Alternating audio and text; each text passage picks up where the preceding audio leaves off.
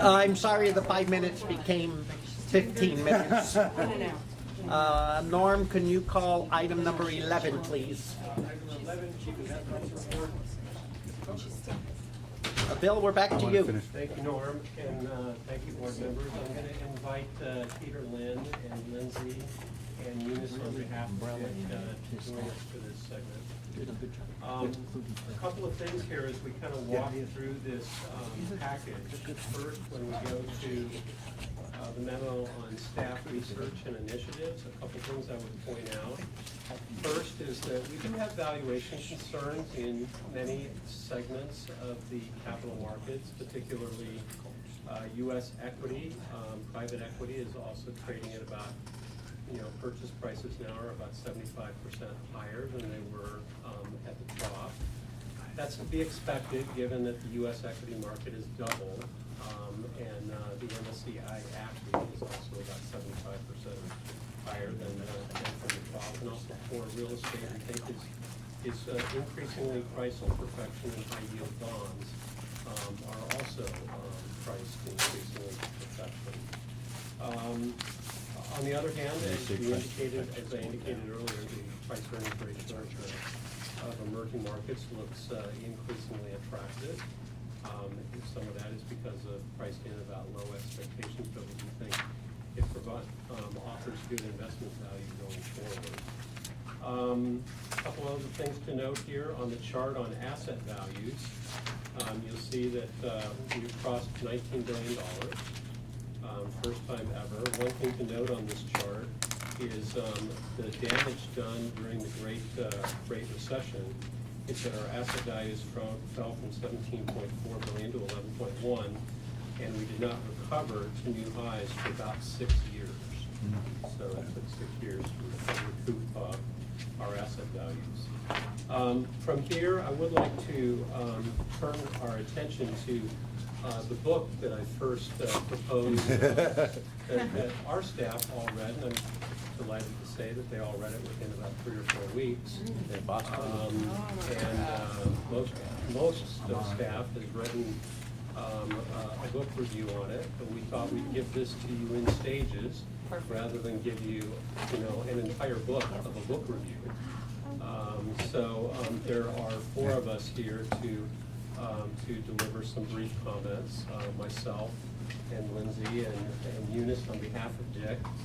Dick is here very early in the morning when the bond market is open, as well as Peter. Would you like to start, or would you like me to start? Why don't you seem All right. over. Bill, Overview. All right. Bill, is what we're going to hear right now the book review? Yes. Pardon? Let me ask Sure. if my colleagues have the appetite due to the time. Certainly. And how long it took us to hear and decide if that's something we would find appropriate. Now, we have a bunch of calendar items. Some people told me they gotta go, and they have a time issue. So is it something that's time sensitive, Bill? Or is it something we can talk about another? No, it's really at the pleasure of the board. Great. Colleagues, I'm inclined to continue the book review and get on to the business in front of us. I can support that. Okay, great. Bill, we can chat about rescheduling it. No offense to anybody, but I got to balance the calendar, and my goal is 6 o'clock for everybody. And Very good. Thank you for writing the reports, though. Staff wrote. I want to thank staff for writing what they did, but Yeah. you're here.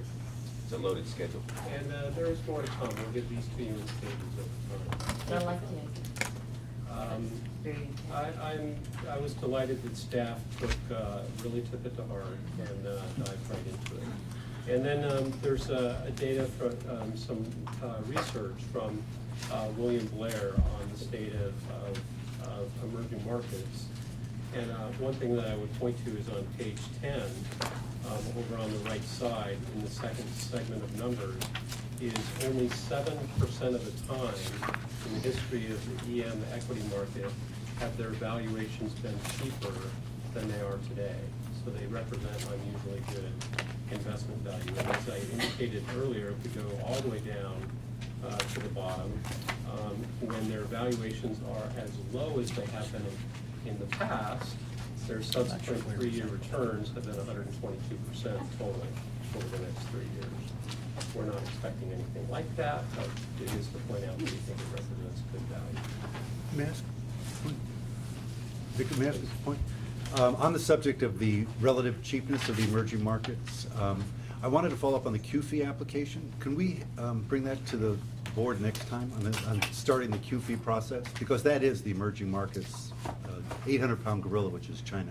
Because it'll take some time to proceed with the application process and everything else, so. It's after the pleasure of the board. Okay. I'd be very much appreciative just just as an item, just to proceed with the QFII application. At the pleasure of the board. Good, is June good? July, what do you think from a staff perspective too? We could bring an analysis of the QFII information to July. Yeah, I would think July is pretty easy. Great, thank you. So we can put that on the forwarding calendar for July. Thank you. And that's all I have in the CIO report. Okay, I will open it up for public comment on item number 11. Seeing none, I'll close public comment and open up for questions of our Chief Investment Officer. Anything? I'm working on the book. I have it. I'm about a third of the way in, and I shall finish it as well. I'll Okay. scribble some of my points. There's none. I had one, Bill. In your remarks, you talked about price to perfection. Could you describe what that is? Is it the top of the market and it's gonna go down? Is it the least wiggle room? Could you elaborate on what that means to you? So you've shared it before. Sure. I'll try. Markets went down. Prices have recovered significantly relative to fundamentals such as household income in core real estate. And it's, as well as to say other metrics such as cap rates, where we're approaching levels where we were in 2007. So it'd be metrics like that. Now, could you elaborate on why you use the two? I mean, just so I understand your thinking. Because, I mean, I understand prices based on the median income of housing and how they merge to prior to perfection. But cap rate can simply change because the market changed. They don't always revert. So I don't see them as two gauges. Could you elaborate why you see them as two equivalent benchmarks? I'm not sure I understand the question. So let me try and answer again.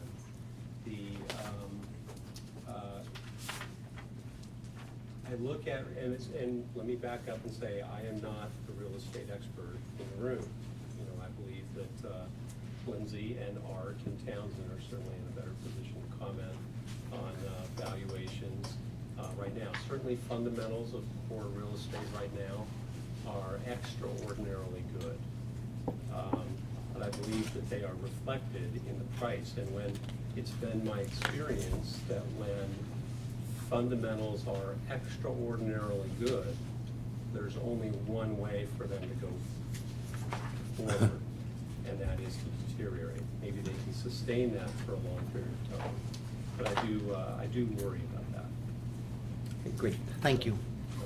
Anything else? Seeing none, thank you very much for the reporting. Could you please call item number 12? Item 12 is review and approval recommendation issue of RFP for SFERS Consulting Services. Is there up?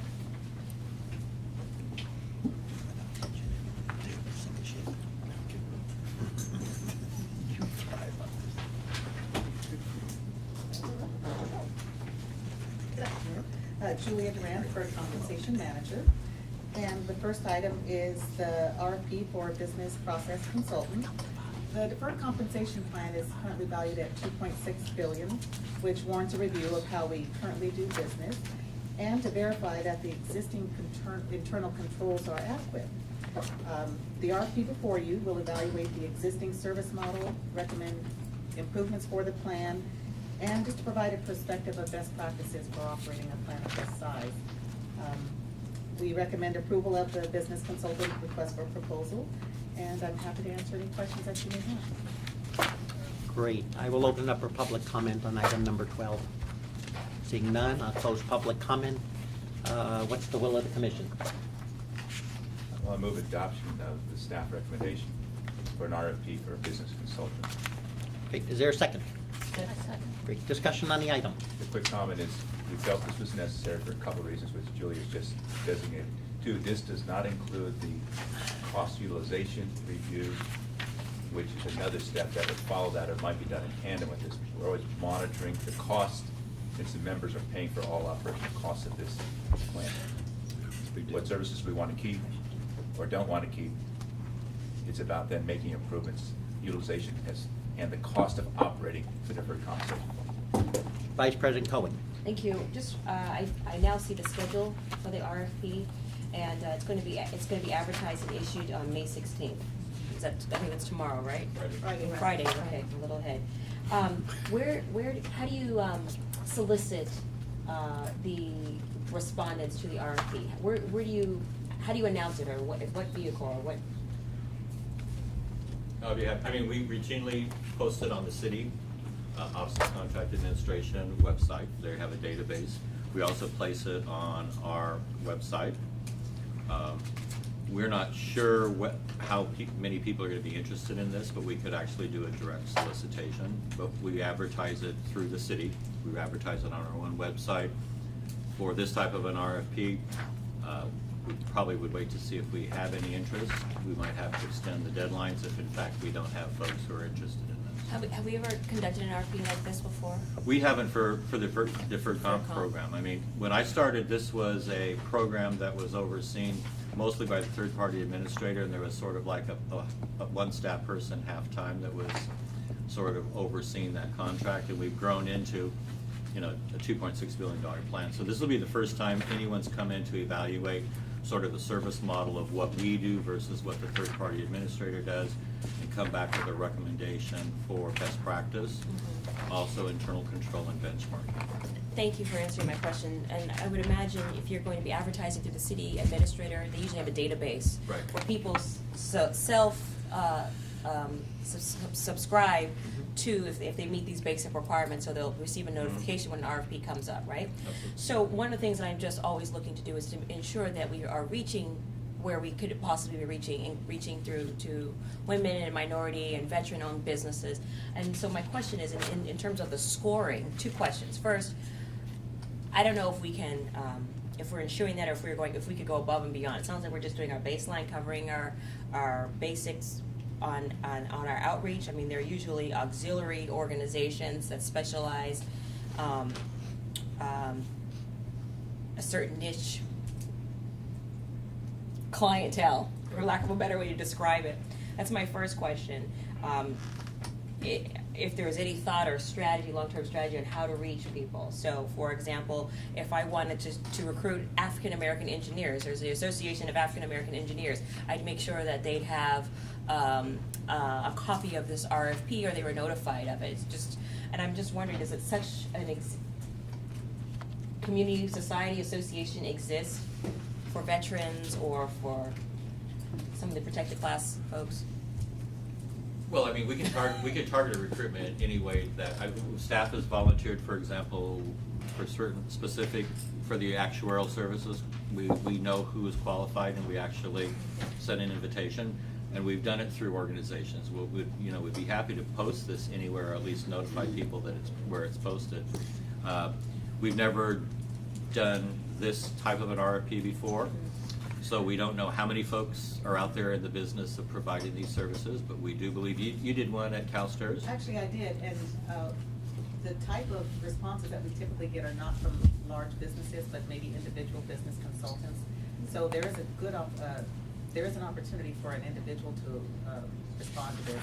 And we've already had a couple of inquiries on previous board notices about this, and they weren't from corporations. I believe we addressed them to Norm, but I think you'll get some individuals who will be interested in it. Thank you. So my concern wasn't about, are we gonna have individuals that are going to be interested? My concern is more or less Outreach to- outreach and ensuring that we're having a diverse pool of folks that are interested in the RFP. And there are many who monitor the RFPs that come out of the city and the state. So there's a group of people that routinely monitor it. So I'm hoping we'll get quite a few responses from varied backgrounds. Thank you. Thank you, I'm done. Great. I strongly support the item. I think any best practices we can find to improve our service is preferred. I am a little troubled with the idea that we really don't know if there's a world out there that would respond to these. So I think it would be worthy to see if other agencies have put out similar RFPs and even directly mail to their responses so we can have the best pool of people to work with. And I can also extend an invitation to the same group that responded to Yeah, the state of that would be great. California. Super. All those in favor? Aye. Aye. Passes unanimously. Thank you. Thank you very much. Item number 13, please. Item number 13 is the deferred comp manager report. Mr. Julia Duran, Deferred Compensation Manager. The monthly activity report has been provided for you. Again, the plan is valued at $2.6 billion. We continue to experience growth, up $18 million since the transition. As noted on the monthly activity report, we've had a lot of distributions, but overall everything pretty much remains staying on course. We did roll out formally the Roth effective May 1st. Initially, the very first day, we had 10 people enroll in the Roth program, and through this first pay period, there's 54, and by May 23rd, we will have 70 total enrolled in the Roth IRA, the Roth 457. Are there any questions on the report or about the Roth? Commissioner Driscoll. Comment to the board members. I thought the Roth material that is being distributed to our members was going to be on the table, so you could see what the members are looking at now as part of their education and marketing materials, but apparently it didn't get on the table today. It's scheduled for the committee meeting. Sorry about that. The program opened up May 1st. It did not need to come to the committee first. I'm sorry it's not in front of you, members. It's worth reading it so you'll know what the 20,000 plus members are going to be shown, particularly the 13,000 plus members who are already in the deferred comp program. Sorry to ask this question. Is it proper to go through the commission on something like that, the committee versus straight to the board? Generally speaking, we get requests and we present education materials to a committee first. Unless it's time sensitive, that would need to come directly to the board.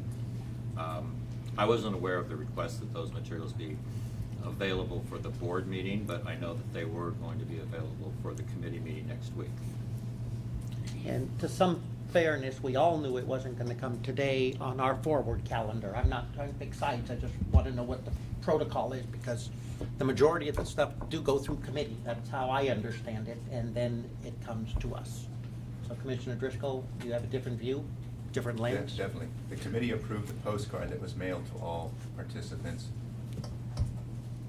The committee did not see this item that I'm referring to, though the Roth update made it onto the calendar. Therefore, I thought it'd be appropriate so you could see what's going on. I would say, generally speaking, we provided the Roth postcard as a piece of information. It had already been produced and was prepared to be mailed. So, again, the committee system is designed that you don't approve and take action. You forward things to the full board with recommendations is the action that you take. We probably could bring the postcards. We probably have spare postcards Would here. it be for the- possible to add this to our calendar next week and get the report? That way we don't have to wait a month. The special meeting? Yeah. You can still get it done in 15 minutes, right? So maybe we go 15 minutes before, but I mean, Commissioner Driscoll Because thinks it's an it's informational important. item. It's not an item for And design or we are review or meeting, approval. and, It's a mailed piece of communication, so we can't change it. And And so it would be just for the board's information. We can make sure that it's provided in the packet for the special meeting and then calendar it As a discussion as a item. discussion item, okay? So, Julia, will that work for you? It does. Great. And I- Joe, does that work for you? Yes. Great. Okay, now we have 2 items for our 1:45 meeting. Not looking good. Other questions for the, I think you're counting votes, Jay. It's halfway through the agenda, and we already have 2 agenda items, okay. Great. Any other questions or comments on this report? Seeing none, thank you very much. Item number 14, please. Number 14 is the governance committee report. Commissioner Haskell. Okay, here we go. Okay, this came to the board before, and we took your comments, your recommendations, came back with a final product, which you all have read for a second time now. So, do you want me to go through each one? I can go through paragraph by paragraph if you would like. Probably in the report, it should be the report, and then as you Yeah. call them, unless you call them as a group. Let's limit this to the report, then I'll take each one separately. And I don't think you have to call them out. Okay. I'm confident everyone's reviewed them, and the committee did a great job on collectively reviewing and discussing what everyone threw out as Okay. concerns and issues. I just open up the question and answer on Okay. each one, if there are. Okay, why don't we move to the operations then? Okay, great. On this item, first, I will open up for public comment on the governance committee report by the chair. Seeing no public comment, I will close public comment. Could you please call item number 15? Item number 15 is the board operations policy. Review and approval of the amendments to the board operations policy. Okay, do I have a motion for that? Any comments? Okay. Any comments Any or? additions, any clarifications on any items? I don't see that. Okay, great. So I think we could call for a motion. to Okay, I'll accept take it. that as a first. Is there a second to the motion from the Second? chair? Second? Any discussion on the motion? I will open up for public comment on item number 15. Seeing none, I close public comment. All those in favor? Aye. Passes unanimously. Thank you. Item number 16. All that work I put in. You got a yes vote. Each one, You it's got a just- yes vote. What else you want? Yes, thank you. Let's do a yes, thank you. Okay, Item 16, review and approval of the retirement board terms of reference. okay, terms of reference, do I have any questions about it, any clarifications to the changes? No, I think we can call for Motion? I'll move adoption of item 16. Second. I will open up for public comment on item number 16. 16. Seeing none, I'll close public comment. All those in favor? Wait, we did get a second. Whoever made the motion. I made the motion. You made the I second. did, thank you. I made the motion. We're good with that? Item number 17. Was there a motion? Okay. What, I didn't catch the vote. with the- Yeah. On All- 16. On item number 15, all those in favor of adoption? Aye. Aye. Passes unanimously. You can call item number 17. okay, Review and approval of president's terms of reference and vice president terms of reference. okay, we really didn't make any, the board didn't make any comments last time, so any changes, so we would just call for the vote. Motion. Make that motion. I'll second. Great. I will open it up for public comment on item number 17. Seeing none, I will close public comment. All those in favor of adoption? Aye. Passes unanimously. Thank you. Item number 18, please. 18, review and approval of board performance evaluation policy.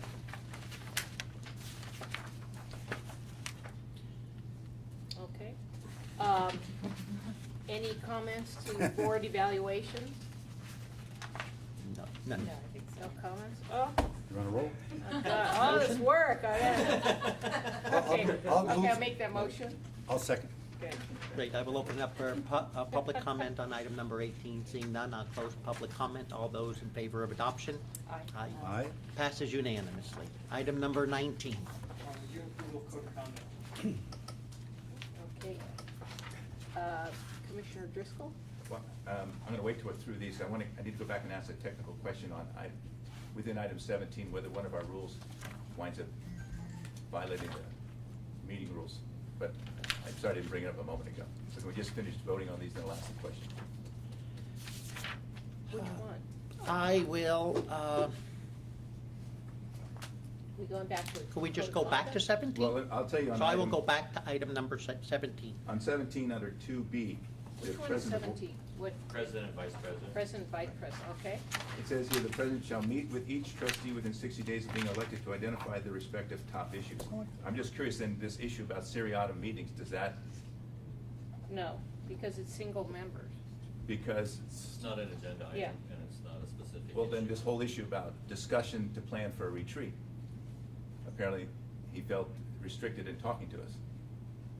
I was also restricted at the last meeting in executive session due to the same subject matter. Yeah, that's what I'm trying to understand the clarification here. I understand the intent, but does this conflict with that law or not? I can look at it, I haven't looked at that issue in the particular context of this Okay. rule. Okay, well, there's a question out there, not to change votes, but let's get clarification, please. I think that's a good question. I think that's an overlapping issue, and I think there can be some questions on possibly the next item. Why don't we calendar it for the June meeting, and you can report back how we would have to act on that and make it an action item in case we want to correct that, so all of our communications would be consistent. So are we rescinding the previous vote? No. No, we're going forward. That's, I believe, what the rule is today, so there's no change to the current rule, but because it was caught after the fact, I'll just properly calendar it and we'll do it one more shot. And it is one of the pending issues Yeah. before the governance committee under the communications policy, so we will bring it back for a June Mhm. calendar for the specific issue of whether what you just adopted violates the Right. seriatim meeting. That actually just came up. Yeah, in the alternative to all of us, we can rescind the vote, speak to it, and wrap it up right now. If there's really a consensus. My initial reaction is that it would not, because the seriatim meeting rule applies when you are discussing something that is gonna be an agenda item at a public meeting. But I'm happy to look at it and talk with other attorneys in the office to see if this issue has come up or in the context of other boards or commissions. But- I think it makes sense to go back and look at it. But, so we have to rescind that. No, Our motion this is your, to keep this, it? this was Okay. already your rule, so the rule is just carrying forward. Okay. You know, and, but this has to do with the duties of the president, so, you know, that's not gonna be applicable for another month. At least, so we have time to address the issue and look at the legal question. Okay. Okay, we will calendar it for June. Item number, we're going back to number 19, so could you please Code of conduct? call it? Review approval of board code of conduct. Any comments? Yes. I'd like everyone to look at 4I. I don't know if these pages are numbered. Mine are not. It would be 4I is page page 1. one. Okay, 4I. page 2 is numbered. Thank you. If you could all just read that. in- Relative to the affairs. Yeah. that's- And what I, Maybe we should read out loud for the record. Want me to read it out loud? sure. Relative to the affairs of the department, deal with administrative matters solely through the executive director or his/her designee, and any dictation, suggestion, or interference with administrative matters shall constitute official misconduct, provided, however, that nothing herein contained shall restrict the board's powers of hearing and inquiry provided in the city charters. Now, there's a comment to that. You're ready.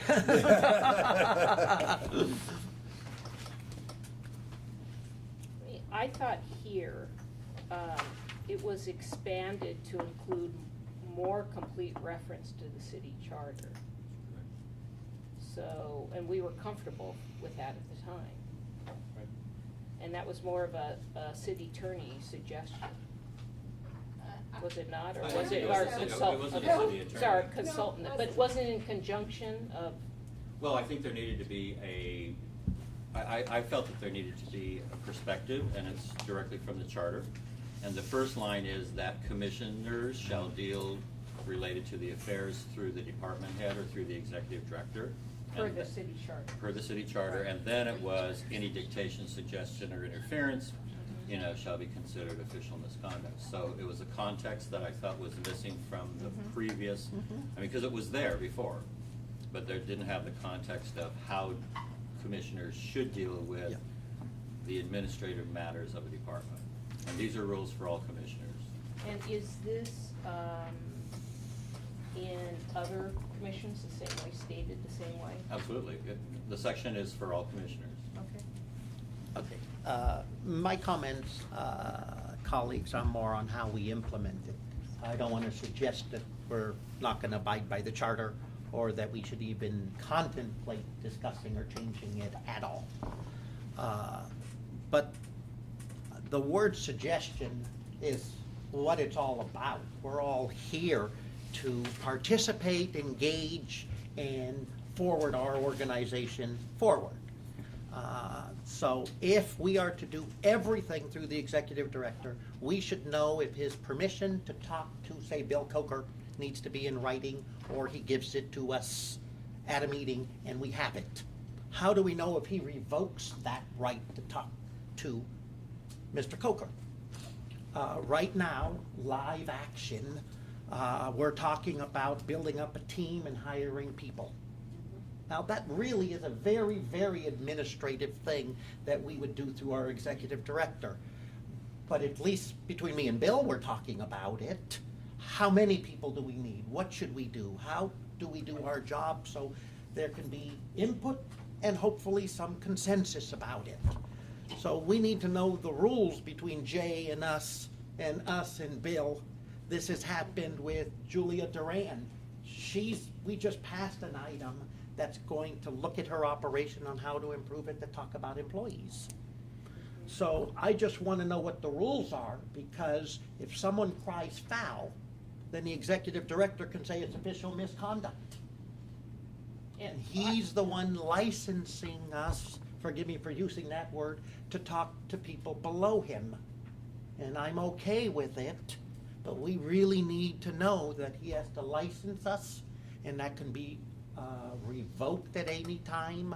So I want us to know the rules. In the real world, I think that we would talk to, say, Bill, and no one has a problem with it, and I'm happy for Jay to say if you do have a problem with us talking to him. And if we want to talk about building up a team for hedge funds, I think that's fair play. But what's not fair play is for me to talk to Bill and say, I think this other person's not the greatest employee, you should dump them. So on the way up, I think it's somewhat acceptable. On the way down, I think it's somewhat less acceptable. But we as 7 members need to know the rules, because Jay holds all the cards on being the boss of allowing us to speak to everybody. So do you give us a general, yes, we can talk to your, say, your reports immediately beneath you and no one beneath them? Do we want it in writing? How will we deal with you revoking it? Those are the things I think we need to know when we go forward with this. And I would respond that and it's not a permission, but it's part of the business. I encourage Bill to have direct discussions with each of the board members. However, I would say that you should refrain from trying to dictate to him or interfering with the business through him. And if it reached the point that you were dictating to Bill that you needed to go in one direction when we were trying to build an internal consensus, hiring the team, finding a San Francisco headquarters. I mean, I think we all would recognize when there is a dictation from a board member saying that I say that it should be done this way, when in fact this is an administrative matter that we're dealing with at a senior staff level. Or interfering when we've made a decision, interfering and running interference against the decision or a recommendation that staff has made in implementing an administrative policy. I mean, because, I see the line very, very clearly. I mean, the discussions But the minute you would say, I dictate that you choose this person, or you not hire this person, that is interference. And I do think it is, according to the charter, official misconduct. Whether I'd ever call you on that, but I think it should be pretty clear in every board member's mind, and the staff recognizes if there is a dictation or an attempt to interfere with what are administrative matters, then the discussion needs to stop. I agree with you, and I think I hear to that all of my comments were very specific to the one word, suggestion. Because that's where the give and take comes with us. If we suggest something, how do we deal with the suggestion? Interference, I don't have a problem with, and there could be a difference of opinion on interference. But the simple suggestion of something, when we have this very broad power to try to do our best to make this organization as good as we could. I just want to know the rules, because if it's a gag order, I want to know. If it's in writing, let's decide if it's in writing. If we're going to wing it, then we all can decide ourselves that it's a winged event, and we decide how to play it ourselves. So I want to just make a comment in here. I think that, and again, I would want to deal with the city attorney's office on what the charter meant by that language that is in here. And the fact is, when you say dealing with administrative matters, that's such a huge, broad range. And that's what I think we're having a greater problem with. Now, there may be a reason why they revised this to be a rather generic paragraph in most of these documents. It used to read, refrain from any dictation, suggestion, or interference with administrative or operational aspects of the system. Much more general, much more broad, much more open to interpretation and limitation. And like I said, my suggestion was let's put it in, making sure that the board understood this is charter language, and let's put it in the context of, this isn't saying you have no business in understanding the operational or the administrative issues related to the business, but you should first go through the department head. And if I say, talk to Bill, about this issue, knock yourself out, talk to Bill. That's not interference suggestion. We would, on occasion, we might even ask for your suggestion, or invite a suggestion. And in fact, we were trying to make this a little more applicable Right. for how it actually operates in reality. The same with in the code of conduct. I mean, if you really read it, you can hold people accountable for very small things. That's the point. I mean, there's one on self-evaluation. It was much stronger. If Right. people didn't turn in their self-evaluation, it was, I mean, immediately they. Hillary. Yeah, well, I had to call 2 people to get them to get their self-evaluation in. And I'm glad we actually lightened that, because we really went back to what makes sense. And I think here, it's charter language, but I would expect that if the executive director felt that anybody on the commission was starting to overstep, I would think that the comments would go back to either our committee or the president of the board. And there would be just the same way I called and said, get your self-evaluations in, you're past the deadline. There would be a communication that you were, stretching the boundaries here. But I remember when we were discussing this, which is now a while ago, but it was really about that it's in the language of all the city charters, so it was a little difficult to start to revise it too much. No, I agree, and no problem, just. Suggestion does bother me because it's just so broad. On any suggestion. But there must have been a reason why, and that's why, we could accept it, but it is in every commission. This It's in the is, charter? this Yeah. is the charter. Yeah. I do just want to note that the charter citation in here is not correct. It should be 4.102, not 4.104. I'm happy to see if there's any opinions or advice by the office on how to interpret it, but, this is probably carry forward language from 1932. So in Suggestion reality, based I something think it's meant gonna something. operate the way we discussed. It's gonna be where somebody just constantly, and if the executive director has said that you're overstepping your bounds, you're, interfering the process, it would again come to the committee, come to the president to intervene. I don't think it's gonna be a, See, doesn't say that. I'm good with that. Yeah, yeah, I yeah. mean, if you say to me, since there's some leeway to talk, and I'm not trying to speak for Jay, I'm just using that because lots of us talk to people beneath the executive director. If the person we talked to was to believe something was inappropriate and took it to Jay, and Jay alerted us that you went too far, and sort of like a two-strike opportunity, I get that. but in reality, that's basically what happens, I think, on other, I would say that more often Yeah. it's another board member who believes that another board member is maybe interfering or dictating. I mean, in my experience, that's a more common, I mean, you know, if you're discussing it, I get a briefing from the staff you discuss it with, and usually get a briefing from you on what you believe the conversation is, and so I have to make the ends meet and figure out where in the middle everything lies.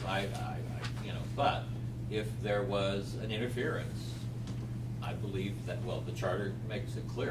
You know, if you want to take out the reference to official misconduct, maybe it is. It's just you should refrain from that, and if people, board members or staff members believe that there is a violation, that again, they report it to the governance committee, there is a discussion. I mean, it is very harsh language, but it's, like yeah, probably it's been in there 1932 since charter language. 1932, so. Yeah, but again, let me go back, and I'm happy to go forward with it. I'm not talking about changing the charter. I'm crystal clear on that. The issue here is how Jay gives permission. Is it in writing? Is it verbal? Obviously, he can pull it back, but what are the ground rules? What are they? So let's ask this. Since it's the charter and it's the law, how do you do it now, Jay? Well, what I would say is, maybe we should say the rule is, if I want to invite suggestions, that I put it in writing. And if I don't invite suggestions in writing, we're not open to suggestions. I mean, if that's what you're saying, how do we administer it? I think that's too difficult. Exactly. I mean, yeah. I think it stifles what I would Really hope would be a does. dialogue between the board and myself. But I mean, what they're saying is, you know, you can offer me suggestions. But not the staff. Right. Yeah. That you deal with administrative matters through the department head, and that it sort of says That is what the charter, I think that's Yeah. the essence of it. I mean, obviously, all of you feel very free to offer me suggestions on a regular basis, which I appreciate. No, I appreciate it. I think it's part of the job. The dictation or the interference, you know, I don't believe it'll ever get, in my case, it'll never get to the governance committee because it'll be dealt with, you know, immediately with the board member. and I- Staff being put in that situation where they believe there's a dictation or an Yeah, that's interference, difficult. you know, that is a different situation. That isn't what their job is, you know, to deal and push back at a board member. Not that I've ever pushed back on any board members, but it's definitely not their job to push back or call a board member that I think you're trying to interfere or, you know, dictate. And I don't want to put staff in that situation to have to make that call. So I believe, you know, if you need a rule, unless there's a written request for suggestions, then, you know, suggestions are not invited, but except to me. You know, and if I say, if you make a suggestion to me and it's something dealing with real estate, I'll say, you know, let's pass this on. You're authorized to talk to Art, you're authorized to talk to Lindsay. You know, if it's a suggestion that I, you know, don't agree with, it will probably stop there, but you'll know it stops there. You know, I don't see that there's operationally, you know, that big of an issue. I don't want to formalize it, but if you're asking for rules and Yeah, I don't think clear it's probably clarity right as to to do that. when it's okay to offer suggestions, the easiest, cleanest rule for me is if we request suggestions in writing, it would be to staff. You can always give suggestions to me. Don't need to have written permission. You can do that on a daily basis. But it really does deal with when you tend to deal with staff below me. but you know, I think it's pretty, I mean, now when we actually discuss it and you really look at this paragraph, it's really dealing with administrative matters with employees.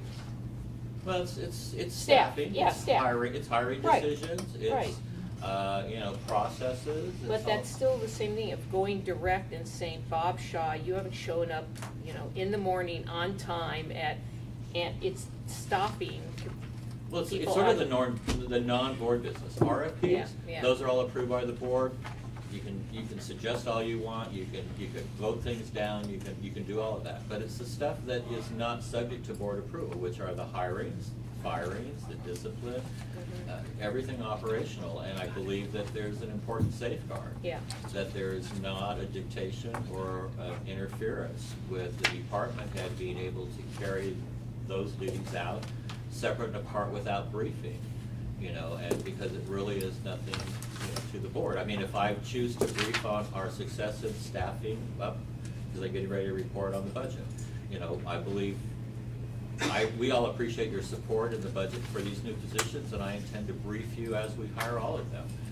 But if there was a reason I decided not to do that, that really is sort of a line that's drawn. And so you're right, there can be gray area, but I don't know how to set a rule on when you have authorization to make suggestions to staff. I would tend to say they're open to hear suggestions as much as I'm open to hear suggestions. And, just because we disagree with one wouldn't be a trigger for us to call a violation of the code of conduct. I mean, I don't believe that would be the case. But I just don't think it will get up to that point. If it does, I think we'd be able to deal with it. But I do think it's important to have that reference in here so that people know that that's not what they should be doing. Now, again, it's very broad, so I think that people can come close to that, but if there is, I think that we're gonna have a position where it would come to the executive director and he would discuss it with the correct committees and try to decide, but first we'd probably give a warning to the person. But it doesn't say that, though. It says, it doesn't say that. Well, but in reality, that's Okay, just I like- will open it up for public comment. Seeing none, I will close public comment. I think that we've discussed this enough. It may come back. Is there a motion on this so we can speak to the motion? I was gonna make a comment Okay. for the motion if it's No, adopted. go ahead. I don't wanna bring up not so much a piece of history, but I understand you have the issue with the word suggestion means, as well as what are the rules, because no one wants to break the rules. But this came up in the retreat a couple of years ago, and I remember Commissioner Ellsburn was here, because this is about board members. But the follow-up here is about the board. None of this undermines what the board's job is. The board has authority, but no individual board member has the power or authority of unlimited inquiry. The board has tremendous powers of inquiry, though not unlimited. I remember it was Commissioner Elburn is the one who sort of explained that to us. Basically, he has other experiences, not just a lawyer. I know that may not be the issue you're talking about, but there's things the board needs to do, should do. This is why, what will a board member decide they want to do? How to work together, meaning not just among ourselves, but then how to work with staff, particularly the executive director. Okay, Chair will entertain the motion. I'll make the motion. Is there a second? Second? Second. Discussion. Yeah, question. I have trouble, I like the way the executive director, I think it was his words in terms of, well, I don't like the word any dictation. I mean, any is like, hey, that's very, very broad. We talk about any dictation, suggestion, or interference. And then it says shall constitute. I mean, shall is a very strong verb. I like the idea of going to a committee or something, or president of the board, or some other thing, rather than one person unilaterally deciding on whether it's official misconduct. Because that's the way it's stated literally here. I don't think any one person. I can take a crack at that. Yeah. But if that happens, you're not guilty. We have a process in other paragraphs that talk about a hearing and a Yeah. whole process to go through it. So that's not judge and jury in one. Okay. That's Jay saying, I think you went too far, and then you gotta fin up and answer to that charge. But there's a whole protocol on how that would happen. Okay. I don't like the word any, but anyway. Okay, all those in favor of the motion? Aye. Aye. Unanimous. Great, thank you. Thank you, Wendy, for all your work with that. Item number 20, please. Item 20, travel expense report for the quarter ended March 31st, 2014. This is 3/4 of the way through the budget year. You can see that we had an active third quarter. We have total expenditures of $110,000. We have the breakout among staff and board members. And we have have a remaining travel balance for the final quarter of $92,000. Okay, great. I will open it up for public comment on item number 20. Seeing none, I'll close public comment. Are there any questions by staff? This is a discussion item only. Seeing none, we will move on to item number 21, please. Item number 21, review and approval of staff's recommendation that the retirement board hear and decide certain method recommendations in closed session. Ms. Jay, are you doing this or Bill doing it? I am. Okay. California Government Code provides that certain types of investment decisions can be brought into closed session for discussion, and it is staff's strong recommendation that we adopt the procedure provided under the California Government Code that would provide the opportunity for us to bring certain types of investment decisions to the board in closed session. There will still be a transparency component of it. There'll be reporting out after the fact, but I hope we don't have to go into great detail as to why we believe this would be very useful, but staff strongly supports and understands that for certain types of investments, we've actually had experiences where we have lost opportunities to invest, and that we believe that abiding by this state law would provide us the opportunity to maybe get those opportunities back. Great. I will open up for public comment on item number 21.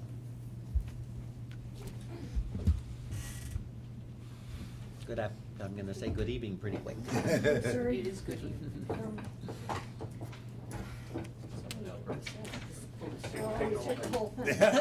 There you go. We'll make it work. Yeah, okay. Jean Thomas, retired city employee. I respectfully request that this item be deferred for further discussion. My reaction and the reaction of the retired employees of the city and county of San Francisco is strenuous objection. It violates, in our opinion, the spirit, if not the letter, of the Sunshine Ordinance, for which we have worked very hard to support and maintain. The fact that it just talks about the various, well, not to belabor the point, but it talks about certain assets that they're talking about purchase and sale of assets. And this is a very important thing that is being discussed and being put forward, and without, in my opinion, adequate discussion. Furthermore, I happen to know that the SEIU, and I'm not sure that there are representatives of that organization, who've been tied up in negotiations, would have a lot to say about this, and we intend to talk to them about it. And for those reasons, I would ask that respectfully request that this item either be defeated, which is my particular preference, or that it be deferred for further discussion because of its importance to so many of us. Thank you. Any other member of the public who would like to address the commission on item number 21? Seeing none, I will close public comment. Colleagues, submitted to us. Can I ask a question though? What, I listen very carefully to Jean on these things, and the question I have, what's the motivation for this? You know, because this is a different policy. What kind of investments would be discussed in closed session? Do you have any specifics today? I don't have the exact motivation, but I think the intent to allow public pension plans to be able to even be considering certain types of opportunity, because as you're aware, the FOIA requirements generally have made public plans, you know, sort of partners that investments. For example, on this board agenda, the Carlisle, the GAW, and the Bain would be the only 3 items on the investment calendar that would qualify under the very specific requirements that it's for a purchase or sale of a particular or a specific pension fund investment. So for today's calendar, the 3 that would have qualified to go into closed session would have been Bain, Carlisle, and GAW. Yeah, I would be opposed. We discussed them at open session. Why would we want to discuss them in closed session? And what is your motivation for doing so? Or what's the advantage to go to closed session that affects the investment climate? Robert Shaw, Managing Director of Public Targets. We have had managers in the past, and I can think of one specific manager where we discussed the manager in public session. It was reported in pensions and investments within 24 hours. Within 24 hours of that, we received a phone call from this particular venture capital manager, who is highly desirable, informing us that our previously confirmed allocation was declined, specifically because of the report of what we had said in public session. And I would also state that, What did you say? as we pointed out in the written materials, closed session would allow us to present to the board particularly business-sensitive information that could, based on the person who we're trying to do business with, could say is business confidential and not, be released in public session. So it's not a, and there's strict transparency rules. I mean, any action that's taken in a closed session is disclosed at the time the deal is closed. But I believe that the closed session materials section basically would show you the difference, and that would be, if it was closed session, there are certain confidential, or what a company would view as not subject to public disclosure information that could be provided to the board in helping them make their decision. Let me ask you this question. If this would have been adopted, would those three investments that we've discussed today been discussed in closed session only? Mhm. Yes. Okay. I will vote, I don't see why. I will vote. I'll try to persuade you. I'll Okay. share why I support the item.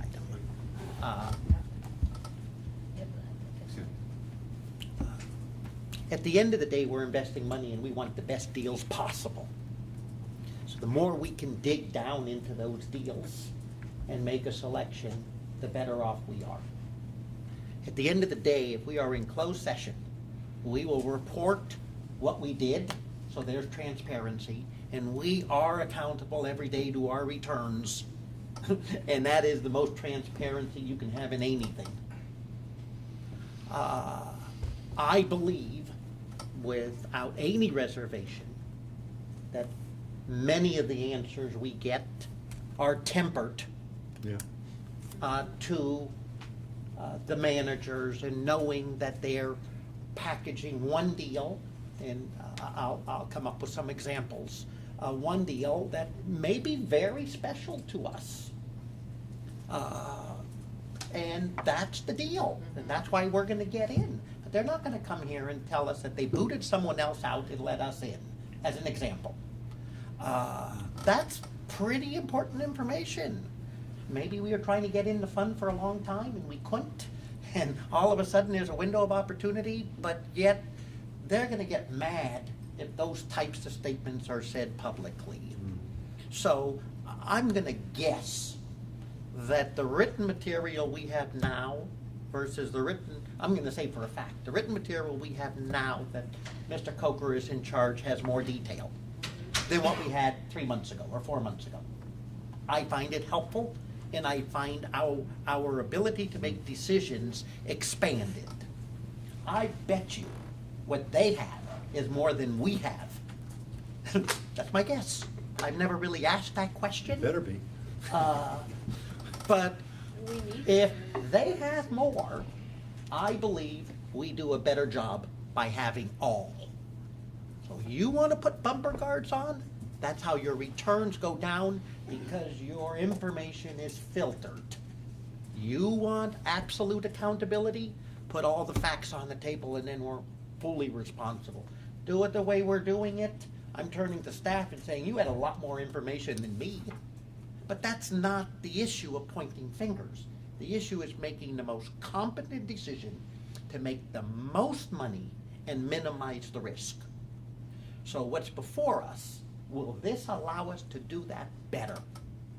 That's how I look at it. And I believe this vehicle will allow us to do it better at no compromise to the public process. Because once we make a decision and walk out the door, we're saying we invested in GOW. We're gonna say we're coming with another calendar item in a month for additional vote. So I strongly encourage everyone, take every tool we can put in the box to do the best job we could. And if you want bumper guards, put them on, because I'm just gonna use it against, with our debate, that we didn't have all the tools to do it. I mean, for our executive director to bring us this, he should be commended. He's giving us transparency, and for us to have transparency behind closed doors, we can't have the same level of transparency if we do it here in the public. Commissioner Driscoll. Couple of things. The current rules allow for real estate transactions to be done in closed session. Isn't that one of the exceptions? Yes. Yes, there is a closed session. I'd say there's some reason for that. I dare say that rule was written before the private equity industry even was created. That's one. Two, the way you answer the question, the 3 investments we had today, they could have gone into that closed session if the rule, but they don't have to go into closed session, do they? No, they don't. No, they don't. No. Okay. But sometimes there's information that is so sensitive Yes. that we think the general partner or the general partners told us, well, how you disclose this information, you gotta think about how you're gonna use it, process that may impact the board's decision. Therefore, that's why the closed session would be helpful for the fund. We're not trying to violate transparency, we're not trying to hide anything from anybody. But then how effective can we be when we've had a request?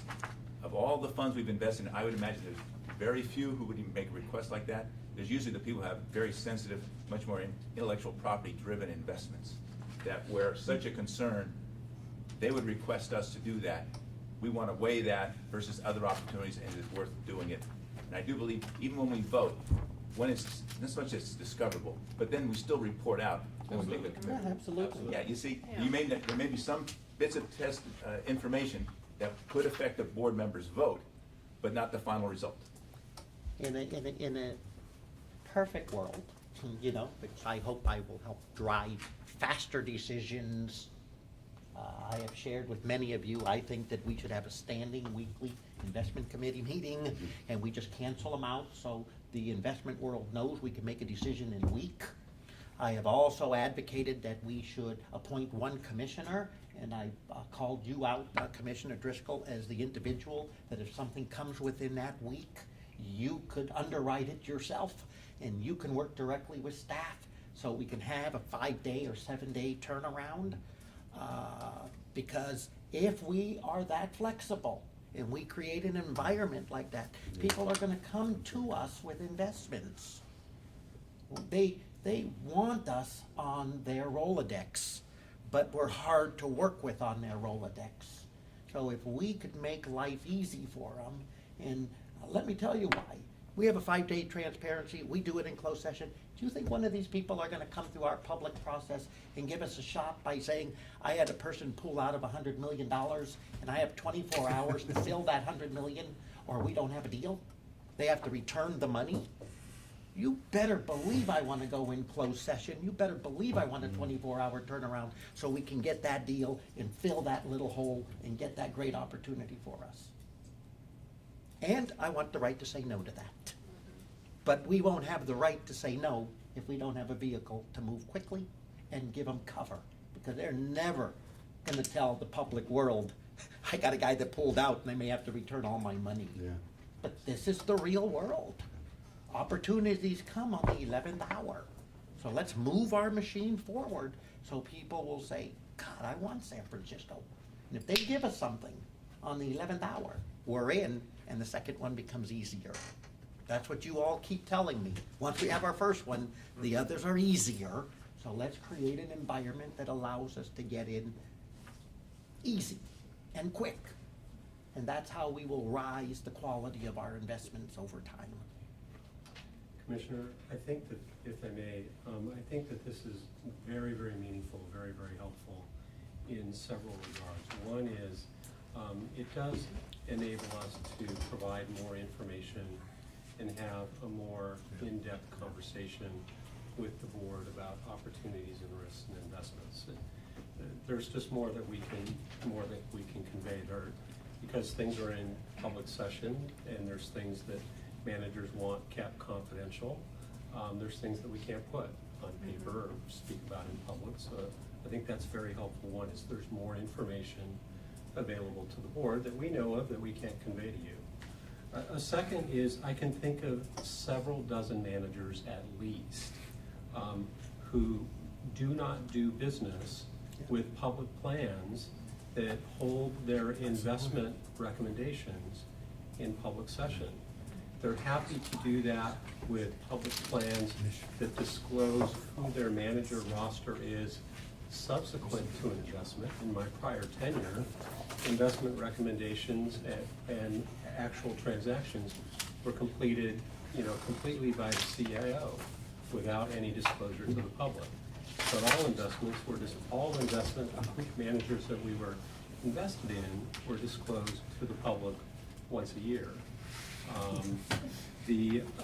So a second is that there's outstanding managers, and there are dozens of them, that will open up a window of opportunity that right now that door is not available for us. A third way that this is helpful to us is that when we announce to the world that we are going to be an investor in a manager, and we don't actually have a signed contract with them, is that we lose our leverage in terms of terms. We have to accept whatever terms that they furnish to us. So it leaves us negotiating room, leverage. You're not talking about the one we approved today.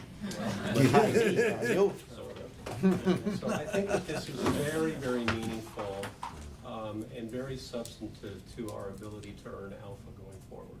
This may be one of the biggest decisions we make in a 12-month cycle. I agree. Maybe a There will be 10-year whole- cycle. Absolutely. This will be one of the There top will be a whole 10. world of outstanding managers that will be available to us.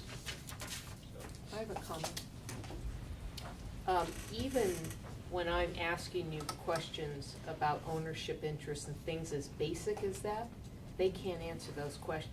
They probably know it many times, but they can't answer it because that's confidential information. Yet that's important for us to know. Even those minor issues have a bearing on how the firm operates. And also deals that they're working on, just for us to know about the deals they're working on. You couldn't put that in private, in a public session. One reason why some managers are very, very sensitive about that somebody is going to invest, that say we or somebody else were going to invest in them before they actually have, is now that that's known, they can be front run. Yeah, front run, Yeah. exactly. Is their holdings Yeah. are available in 13F filings and in various forums, you can find them, and then they can be front run. I agree. Yeah. Okay. Commissioner Myberg, did we bring you around? You're working on me, boy, oh boy, your marvelous powers of Okay, persuasion. if you don't mind, I will Just- focus this. Okay. I will ask for, if there's a motion for this, so we can speak to the motion. I'll make that motion. Is there a second to that? I'll second it. Great. Now, Professor Myberger, the floor is yours. Is this gonna apply to all investments or some investments? Certain specific Certain investments. specific ones. Okay, you got me there, all right. I'd like it to be most, just so everyone knows where I'm at. When in doubt, it goes in, not when in doubt, it goes out. If it's helpful, we get the 51% rule. No, I understand it, and I see, the points are all well taken. I fully agree with all the points taken. Sequoia won't let public funds invest, and they're one of the amazing private equity firms, so you're absolutely spot on this. I understand the issue in terms of public knowledge the public has the right to know about our investments. That's why I say if it's some of the investments, I can understand the sensitivity of those. So I'm moving towards your side. Well, let me make it real simple in the real estate industry. You give the address, all of my colleagues will buy it before we can act. Right. Yeah, Right. Very, very simple. yeah. There is an environment out there that preys over Yeah. property that Updike just goes and visits as our real estate guy, suggesting that the city may go in there, and they even try to buy options to outfox the Yeah. city on these deals. That's why people go in So if we anonymously. put an address on the table, you better believe I mean, people have clients, they have an obligation to run back to their clients to say, I found an opportunity. We expect the professional to be sitting in this room, being paid to look for opportunity and hear of a good one, and walk out of here and keep their mouth shut. Yeah. We're fooling ourselves in the world of business. We are in an era of big data. And massive amounts is available broadcast to the public everywhere. And when we do that, and it's before we actually make an investment, Yeah. we can be gamed. Yeah. Yeah. Herb, you'll like this. I was driving down Dolores Street with my son the other day, and I looked over, and I saw a colleague of mine on the 1400 block of Dolores. And I told him, this is what I used to do in my heydays in the real estate business. I see a colleague, I would go door knock that at 6 o'clock. What's he doing there? Making a real estate deal, or it's a friend. I have a 50-50 chance that it's a friend or an opportunity. And I cold call the house right there at 6 o'clock at night, dinner time, So just for seeing him standing in front of the property. So you're going to get a listing, or did you buy it ahead and sell it to him? Either way, we look at the opportunity. All right. Okay, we have a motion. Anyone, how about this? Is there anyone that wants to speak in opposition of the motion, so we can see if there's another side to this? No more. Seeing none, all those in favor? I did want to, but. This is public comment. Oh, I believe you spoke, Okay. so I'm happy to give you a second opportunity to speak. You come to all the meetings. We do not have a lot of participation. I'm happy for you to speak. So you may. Please, Okay, absolutely. thank you. I hope you don't mind. No. I think that there are valid points made here, but the fact is that there are a few points that have not been talked to with people who are very important to your constituency, namely the people who are represented by the SEIU. We've taken a stand on this for a long time for transparency because frankly, and I'm not accusing you of anybody of ill will or anything of the kind, but it's a fact that other constituencies, other plans have gone south because of a lack of information to the constituents as to what the heck was actually being done. And that's a very, very important issue. Furthermore, we who elect representatives to this board, if there are a lot of things that are, as decisions that are being made that we don't understand why they're being made, we have no basis for electing these people to office because we don't know what they have done and we don't know what their qualifications are. So these are things that are very difficult to overcome. And I do believe that this should be deferred such that more people, besides myself and the RECCSF, understand just exactly what the reasoning is behind this. But right now, with a 2-page memo to saying that a considerable portion of the Sunshine Ordinance rights says we have fought for them, believe me, we have fought for them, okay? That these are just going to be discarded in a single vote. And so that is my request right now, that this be deferred for another session until we all understand what the facts, what's being done. Right now, I feel like it's being forced down our throats. Thank you. Thank you. Any other member of the public who would like to address the commission on item number 21? Seeing none, I'll close public comment for the second time. All those in favor of the motion? Aye. Aye. Any opposed? I want to make a statement, though. If you don't mind, seriously. I'm going to make a suggestion to her. Okay. Do we want cooperation for a whole bunch of stuff? She made several statements, giving doubts about any board member's qualifications. That's fine. As to what we're trying to do here, the word certain, it's not everything. It may be certain, which staff has not even given us examples of what certain would be. It may be a very small part of the whole portfolio, and it's only some pieces of information about a recommendation that you will hear all about. That's one. Two, I hope this passes today, and I'm going to vote affirmatively. However, I'll be happy to listen to you, reps from the SEIU. If they say anything remotely convincing, I'll make the motion for reconsideration. That's how important this is, and that's how important what you're trying to raise, asking us to defer. Any other comments? Myberger. Yeah, I would also say that this is not going to apply generally to the recommendations as staff has stated. It's going to be on ones that are sensitive where we might, it's going to apply for specific recommendations. So it's not going to apply for all of them. And I understand what you're saying. I do, in terms of having transparency and all that. But on the other hand, we have to act in the best interest. And I know for a fact that a lot of different general partners will not invest with public funds because of the disclosure requirements. It's a challenge. I know it is a challenge, but for the sake of finding these investments, I think it behooves us to support the recommendation. Okay, great. I will call for the vote again. All those in favor of the motion? Aye. All those opposed? Passes unanimously. Thank you. Item number 22. Number 22 is the review and approval of the SFERS annual report for the year ending June 30, 2013. Please. Members of the commission, I had received a request that we add an additional breakout on the final page of the report, page 57, which lists the participants in the SFDCP plan. And what we would like to do is we'll provide, at the request of Commissioner Driscoll, a breakout of who the active and retired participants are, just a breakout between active and retired. That would be the only amendment to the annual report. Okay. I will open up for public comment on item number 22.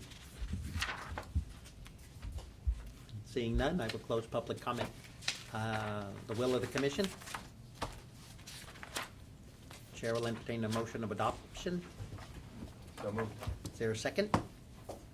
I'll second. All those in favor? Aye. Aye. Passes unanimously. Thank you. Item number 23, please.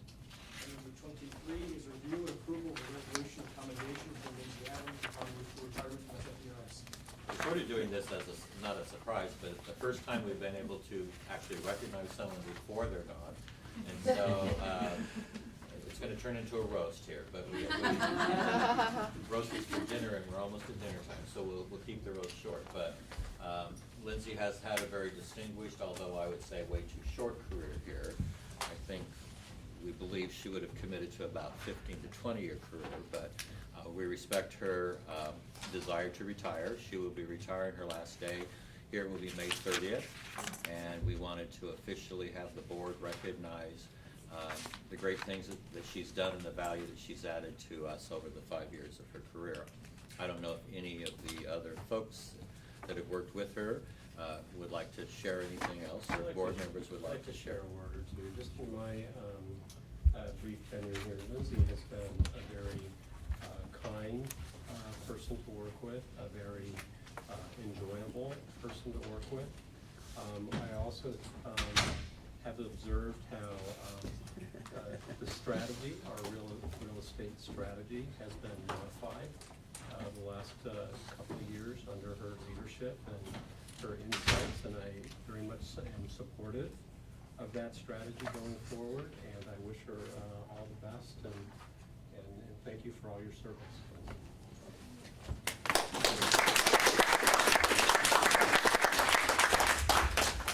I will open up for public comment on item number 23. Seeing none, I close public comment. Chair will entertain a motion of adoption. So, I'll second. Any discussion? Yes. The company AMD, now better known as Prologis, has done many wonderful things for us. I dare say, finding, developing, training Lindsay Adams was one of the best things. Thank you, Lindsay. AMD was her predecessor. Okay, all those in favor? Aye. Passes unanimously. Thank you for your service. We're gonna miss you. Item number 24. The executive director's, Norm was out of the door. The executive director's report. I have 5 things, actually a 6th thing that I need to provide you an administrative update. Fossil fuel divestment, we provided a written report updating the proxy votes related to climate change issues. We'll continue to provide that as part of my report as the proxy season advances. We'll be providing you the votes, how our policy would have us vote, and we will also be providing what the outcome of those votes were overall. Wanted to let you know, and also I provided some information that Northern Trust reported receipt of an SEC subpoena on securities lending program. We are in contact with Northern Trust. They are not sharing the subpoena. They're working right now to clarify the scope of that subpoena with SEC, but we'll continue to keep the board updated as it relates to Northern Trust and this investigation. I also have briefed you earlier that the Retiree Healthcare Trust Fund Board, which administers the right now about $45 million trust fund against a $4.5 billion liability, but they are building it. They wanted to explore any kind of economies of scale of investing side by side with the retirement system. We presented two alternatives to them, in addition to one from CalPERS, in addition to one where Makita, who is their retained investment consultant, would just direct the investment themselves. The Retiree Healthcare Trust Fund Board voted to pursue two options, one of which was the CalPERS option. CalPERS has designed a portfolio, has billions of dollars under management, gives entities like the city an opportunity to choose a style of conservative, less conservative. They also like the idea and felt there was more of an alignment of interest if they would be able to co-invest side by side with SFERS on our indexes. And so it would be strictly on the passive investments, which would be the S&P 500, MSCI, EFA, and Barclays Aggregate Index. And they are taking to a board meeting next Thursday, the 22nd, a recommendation from Makita, which I believe will be recommending that they go with the SFERS option. And I will brief you more if that is the direction the board goes. What we are going to make sure is, we've already contacted Northern Trust. They're going to be a separate trust accounting. The trust accounting and reporting on that money will be reported directly to the Retiree Healthcare Trust Fund Board. What we have to ensure is we're going to enter into an agreement that they will reimburse us 100% for any staff time that will be involved in, most likely on a quarterly basis, receiving and directing Northern Trust on how to or where to invest it, how to break up the money. They are not collecting money. I mean, they're collecting money at a very slow pace, because right now the only folks who are contributing are new employees since 2010. But I think starting next year, all of us are going to have to start contributing. So the pace in which this trust will grow, they expect it to increase. Currently, it's being invested by the Treasurer's Office, and they're getting a 1% return. So they've seen the results of our passive our investment in these passive vehicles, and they most likely, I believe, they're inclined to vote to pursue that. And it is a vote to pursue it, because I had told you and I told them that anything that we presented to them would have to be approved by the board. So if in fact they vote to pursue that solution, that they want to co-invest this money, right now I'd say it's roughly $30 million, 30, and they anticipate that it will grow, in increments of like $5 to $10 million a year. So we're not going to take, we're going to have them at least amass $5 million before they would ask us to move it over. So that was just sort of an update. We also have been working over the months with the city about the prospect of the city prepaying their employer contributions.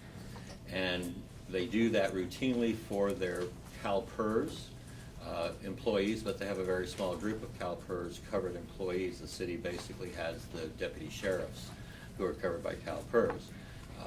What we've done, and we've worked very closely through Jeanette with Chiron, it would be a discounted amount that they would pay, because we would receive what Chiron had estimated to be the total dollar value of the contributions expected for the year. And I just wanted to let you know that we're working towards that. We believe we're very close to signing an agreement. It's very similar to an agreement that San Jose has. San Jose, by city ordinance, pays and has the ability to pay their in advance with a discount. Chiron, actually our auditors are very familiar, because Macias Genie also does the audit down there. So we're very hopeful. It's something that we talked about over the years, when Claire was here, even when Gary was here, you know, what benefit would be. It looks like it's gonna save the city in the realm of $10 million. But the biggest issue for us is it's going to land probably close to $560 million on our books on July 1st. And so we've alerted the investment team to be prepared. You're gonna prepay a whole year at once? Right. $560 million. Get rid of the surplus. Wow. And so, like I said, I just wanted to brief you that that is appearing to be a very real possibility, and most likely we'll have a report out on an agreement, and that, like I said. if- So they'll pay like 92% if, 98. or whatever the Right. formula would be, Right. is to reflect the return we would make. What in the happens, future. yeah, very basically Discounted value. is Chiron determines a dollar value of Yeah. contributions they expect, and then they express it as a percentage of payroll. So because city isn't total payroll, because we have the courts and we have the two community college districts, what we've done is we've broken out what part of, you know, the $600 million, you know, obligation is the city's, and it came out roughly $580 million, and with the discount, it's $560 million. What discount rate is it? Is it the actuarial It's assumption? 7.58. It's the actuarial assumption discount. Ah, there's the Absolutely. rub. Okay. And what we're saying is because we have, because we're investing it from day one, they get the benefit of, had they not prepaid, we would have been getting it pay period by pay period by pay period, and we assume we get it in the middle of the year.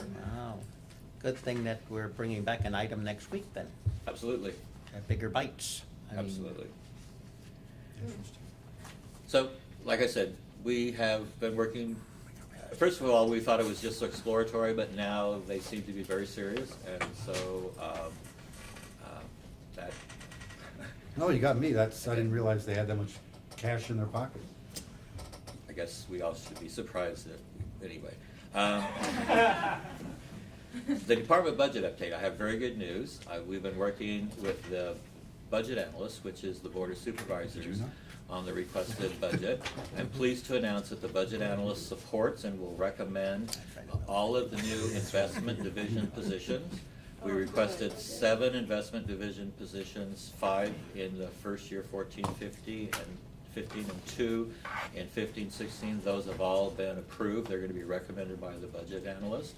We'd requested 4 non-investment positions, again, over a 2-year budget cycle.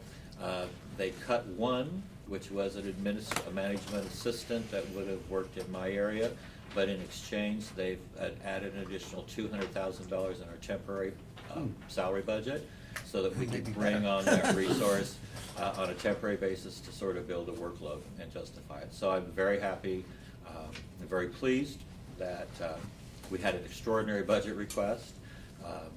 We got support through the mayor's office, although they were not happy that we're requesting that many new additional FTE, but they get it. They understand the commitment that the board's making to invest in staff, and that we're going in new strategies and we need the resources. And so we will have 5 positions available to recruit October of 2014 in the investment division, and we'll have 2 additional in October 2016, or 15. 15. Sooner the better. Right, so that'll bring the total to 22 folks who will be working in the investment division. So we look forward to recruiting those. And the rest of the budget cuts were minor budget cuts, mostly related to the move and the expected costs of the move. And so I'm very pleased to say that we're able to reach agreement, and hopefully we'll have no more problems with our budget going through. The last thing that I wanted to bring up, which was not Can I ask a on. question about the budget then? Pardon? Sure. Can I ask a question about the budget? Sure. These 5 people in October, Mhm. how does that fit in with what Mr. Coker was, he sort of answered one of the questions about planning going forward, 3 months, 6 months to do certain other changes. Mhm. Are any of those positions critical to that investment operation? Absolutely. I mean, they're all timed perfectly. I mean. But does October meet his work plan, or whatever you want to call it? Well, he learned as soon as he got here that we couldn't provide him an opportunity to successfully recruit until we had those positions in place. So it wasn't soon enough for him, obviously, but he understood that if we're gonna be able to recruit for a permanent position, which is a different recruitment than for a temporary, he knew he had to wait until October. What we're gonna have available is another managing director position.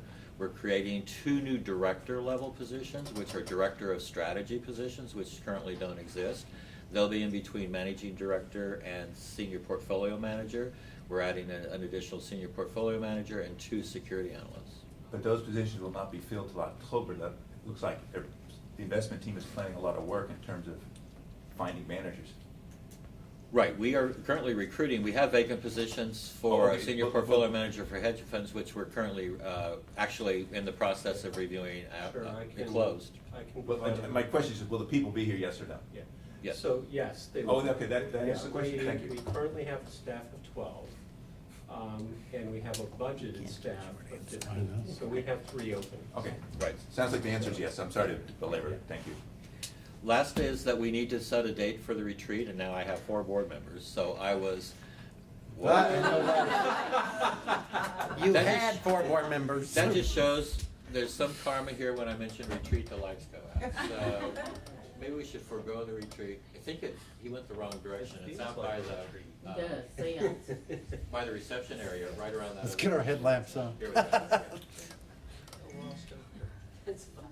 I mean, what we could do is we're suggesting the 3rd Wednesdays of either August, September, or October, which are the 20th, 17th, and 15th. I mean, the retreat is normally 6 hours.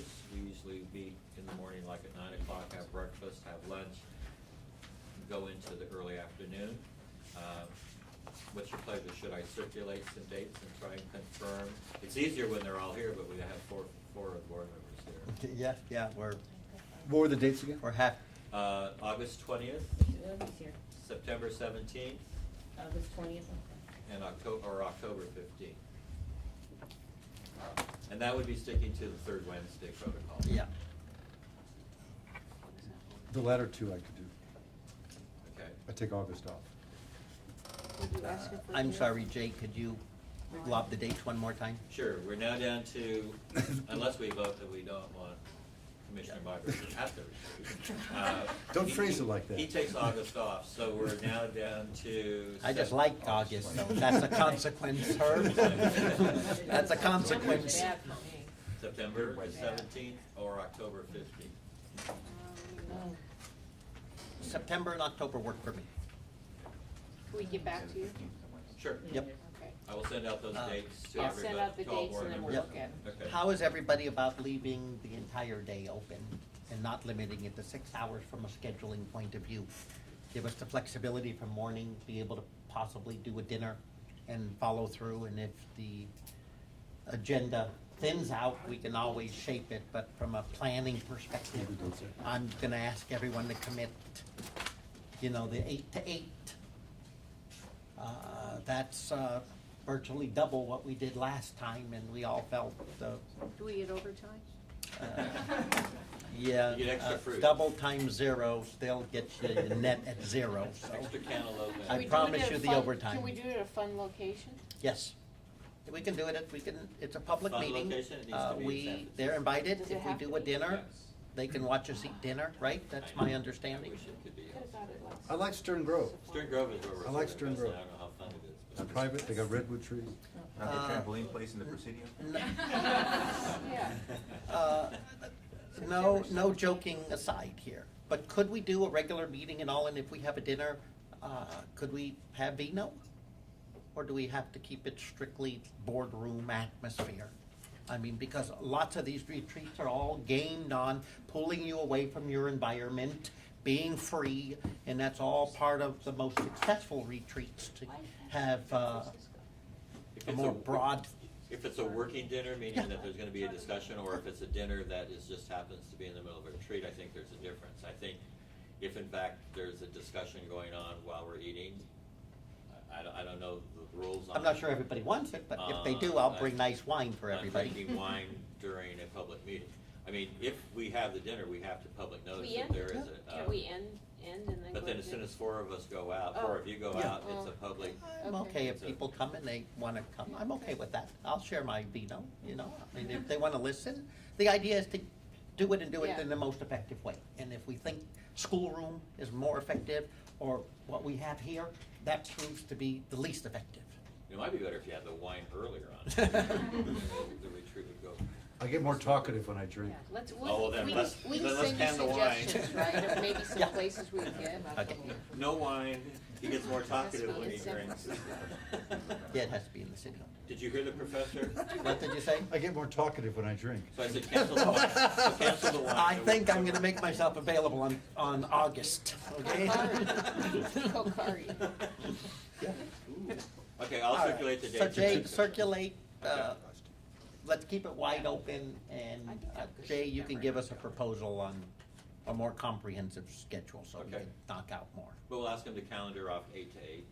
Okay, I great. mean, Malia, if she was sitting next to you, she would say, make Forget it it. 9, but, 8 to 8 works, so. Okay. 8, No, 9 to 8 is what She would say. Vice 9:30 President is Cohen I'd would. say 9:32. I know. Okay, I will open it up for public comment on the Executive Director's report. This is a question through the chair to Jay. The educational presentation on fossil fuel divestment on June the 18th at 2 o'clock, will that be here? No, it'll be 101 Grove, Thank you.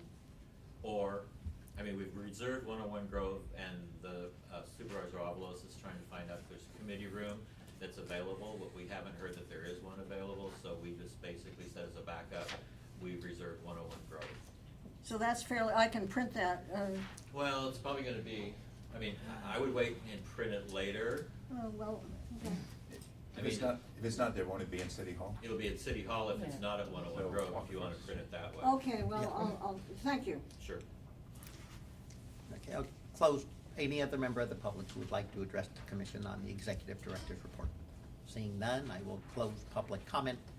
I'll open up the questions, and then maybe there was the Q fee issue that we talked about earlier. Maybe in the next several days, if there's any items anybody has for our forward calendar, they can ship them to Jay, so we can all make sure that we blend our issues and the forward calendar appropriately. So Jay, if that's okay with you, maybe everyone could lob out in the next couple of days to you so you can appropriately plan. Okay. Commissioner, if it's all right, before we close comment on here, I would like to express my appreciation to Executive Director Buish and to the board for making such a substantial investment in the intellectual capital, namely our personnel. I think it can help us take us to another level in terms of our investment research and our global expertise. And as a new sitting CIO, I can tell you that many CIOs, I would say 99.95% of them, experience much less. It's live within these means. And so this is really an extraordinary move, and I'm very appreciative of your efforts on behalf of the city. It may be the single biggest expansion in our history. We know you're gonna quantifiably deliver returns that will far Yeah. outweigh the costs. Absolutely. Thank you. Commissioner? Oh, I'm sorry. I want to go back to the securities lending item in your report. The custody securities lending, is that direct or is that through a specific consultant? We actually, the securities lending authorization, Mm-hmm. it is through an RFP process, and it is a separate agreement that we have with Northern Trust. It's not through a consultant. It's not handled through a consultant Not like handled through a Calvin, so it is direct. It is direct. It's a Direct direct through our- agreement. We have investment guidelines, Mhm. the same way we would have with any part of the investment manager. But yes, it's by a securities lending authorization agreement directly with Northern Trust. So that's why you're waiting to hear from them directly. That's why I asked the question. I wasn't sure. Right, there was a question of whether the subpoena would include records, and they've indicated that they're not gonna, they're sort of negotiating what the subpoena is, and if in fact they would need to provide records, our records of our transactions, that they would notify us and have an obligation to notify us. That's why, If the exactly. subpoena doesn't call for them to provide any records related to our relationship with them, there is not a duty for them to notify us. So we're sort of And waiting. chances are the SEC normally subpoenas all records, which means all their clients. Exactly. That, I've never seen them not subpoena for all their client records. It'll be very interesting to see the full disclosure on that, because, securities lending has been on a lot of scrutiny in the last few years, particularly with the cash management and identification, so, after managing that process for 10 years, I know what the scrutiny is for the SEC, so I would love to see the follow-up information they send you. That's something I'd like to piggyback that with a couple of thoughts.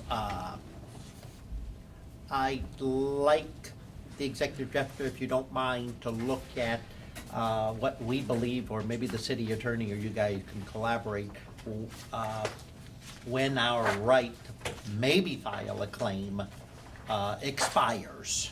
So what's the technical word for that? There's some Statute of limitations. statute of limitations on it. We booked a $71 million loss. It's been evaluated, and no action was gonna go. But obviously, since that evaluation took place and today, it's a moving business. It is. We have this subpoena that shows things are still alive on the company we did business with. My understanding is that Northern Trust has allocated $130 million to pay off claims in this area. They have paid $19.2 million in claims divided by 2 settlements, one in the $12 million range and one in the $7 million range. I am of the personal belief that we have been wronged in this matter and have a claim. I have been in discussions with Jay for 3 years on this matter. And thanks to the Securities Exchange Commission, I have a new bloodline right now. So I will renew my attention to this matter and see if we were wronged in an appropriate way to look for recovery. And when the statute of limitations? We've already researched those, and in fact, we were planning on most likely a closed session briefing to the full board as to what all this means, and you know, sort of a legal evaluation of where a potential claim would stand. Yeah, on So- your indemnification clauses. But I would remind the board that a subpoena does not yield mate. No. But usually there's smoke and there's flurries of smoke. And so with that, I will definitely follow up, but we will be providing a briefing on what this means if and when our claims would you know, be barred because of statute of limitation. Okay, great. Commissioner Myberg. Yeah, one quick question. Does this put Northern Trust on the watch list? They're currently on we currently have an RFP out. I was about to say that. And so it would probably be something that we would evaluate in determining whether we wanted to continue doing business with them. But we have no way of terminating a custody contract unless we have another custody bank lined up. No, I didn't ask, I And- just asked watch list. Probably technically not, but this is gonna be part of the discussion. It's gonna be part of their updated disclosure to us under the RFP. I mean, we had already talked about, especially since the responses to the RFP had been submitted so long ago, that when we got close, we would ask them to update what we thought were the most important questions, including lawsuits and these types of investigations. So we're anticipating that they would have an opportunity to disclose that and disclose their position on these types of things again to us. But as far as they can be on the watch list with an RFP in process, I think it's more important that the board have enough information to know what this means, you know, to a decision on whether we would continue to do business with them. As either a custody bank without securities lending, if they're a great custody bank, I mean, all this would be a consideration through the RFP process. Respectfully, going forward, I would think that any manager, any service provider that gets a subpoena from the Securities and Exchange Commission should immediately go on the watch list. That's my opinion, regardless of anything else. My Commissioner personal- Bridges. Yes, technically, when does their contract end? June 30th of this year, That's what I thought, so, we'll be extending it. for 1 year? Actually, probably not. We'll probably be extending it in increments of 3 months. Okay. We're in the process of defining who the due diligence team is going to be to go and visit.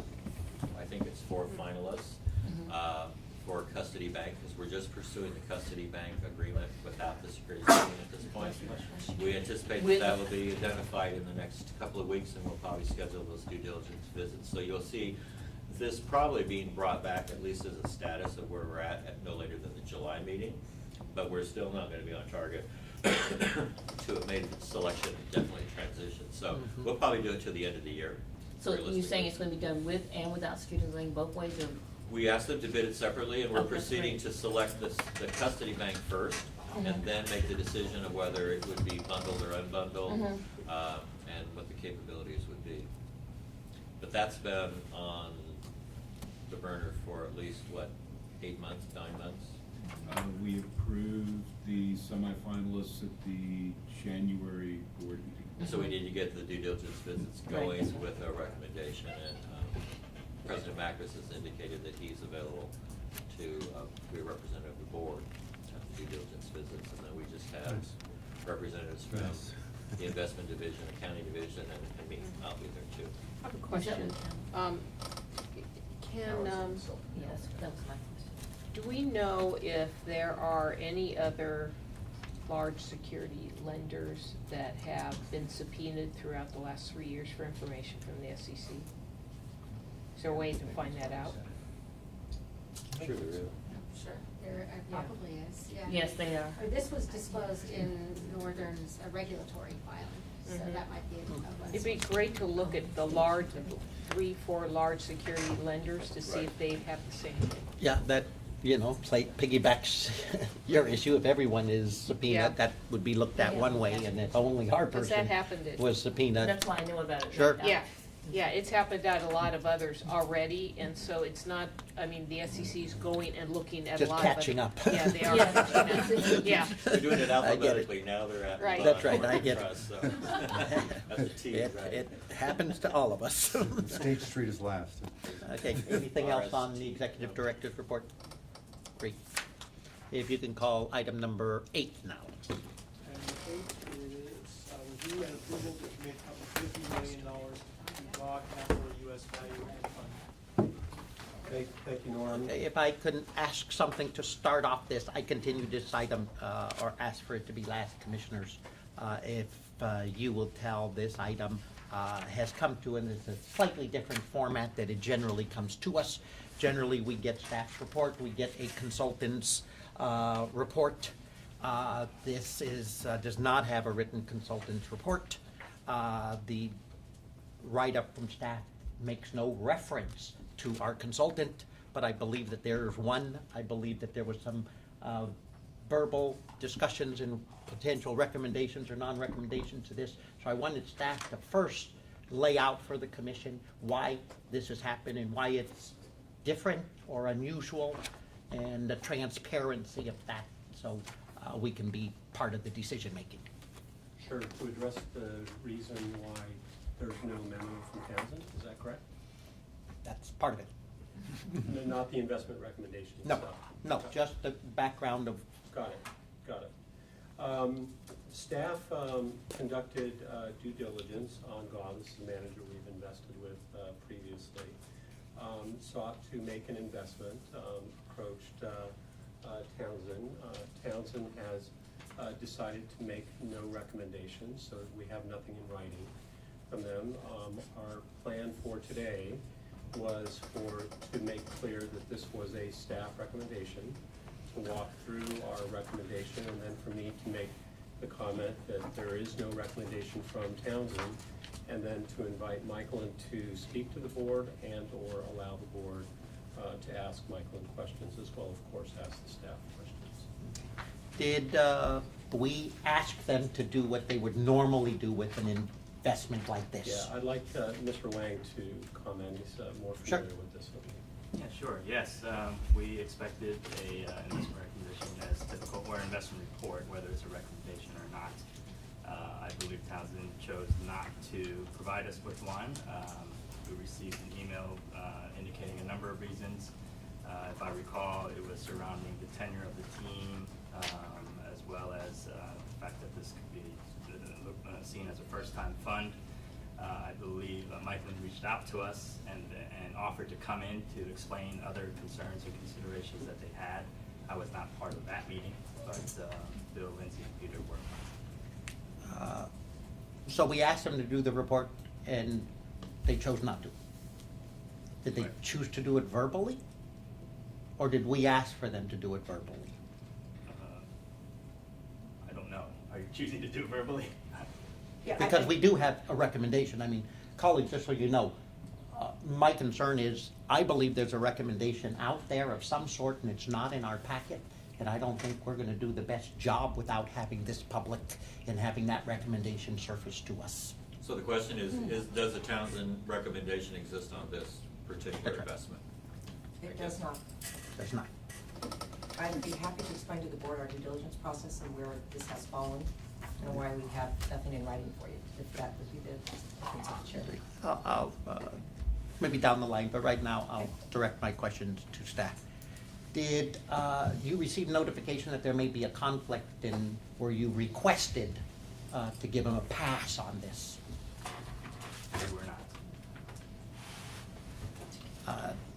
Could you take a crack at what their recommendation was that was expressed verbally?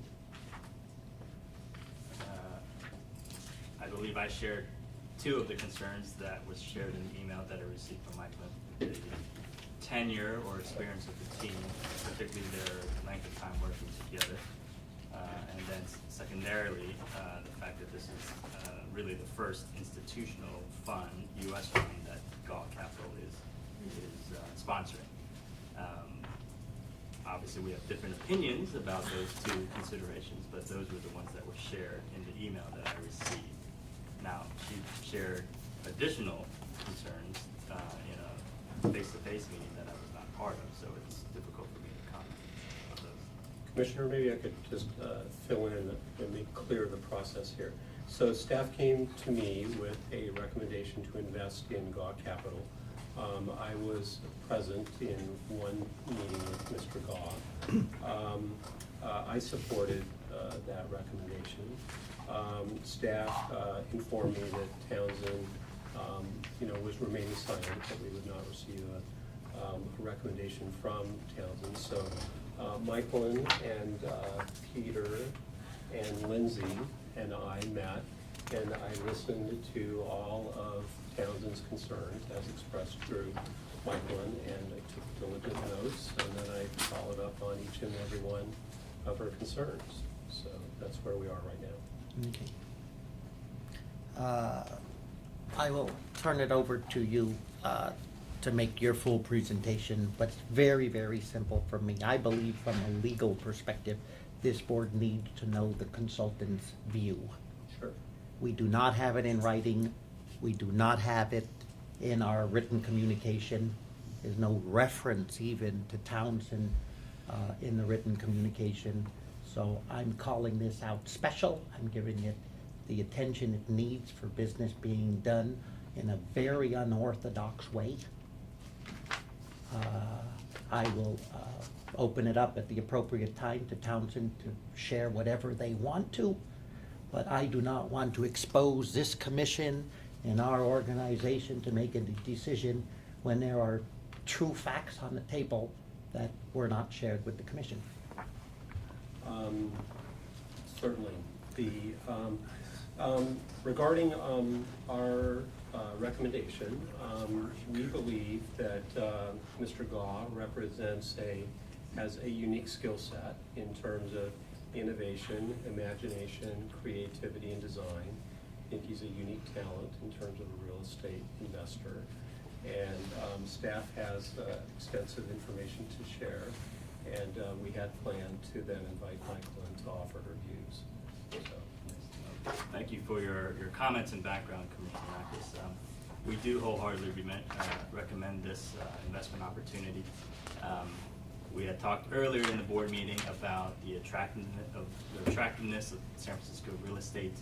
I would say that this manager not only believes and agrees with Commissioner Macris on the resurgence of cities, but also has the investment interest and experience in investing in this city in particular.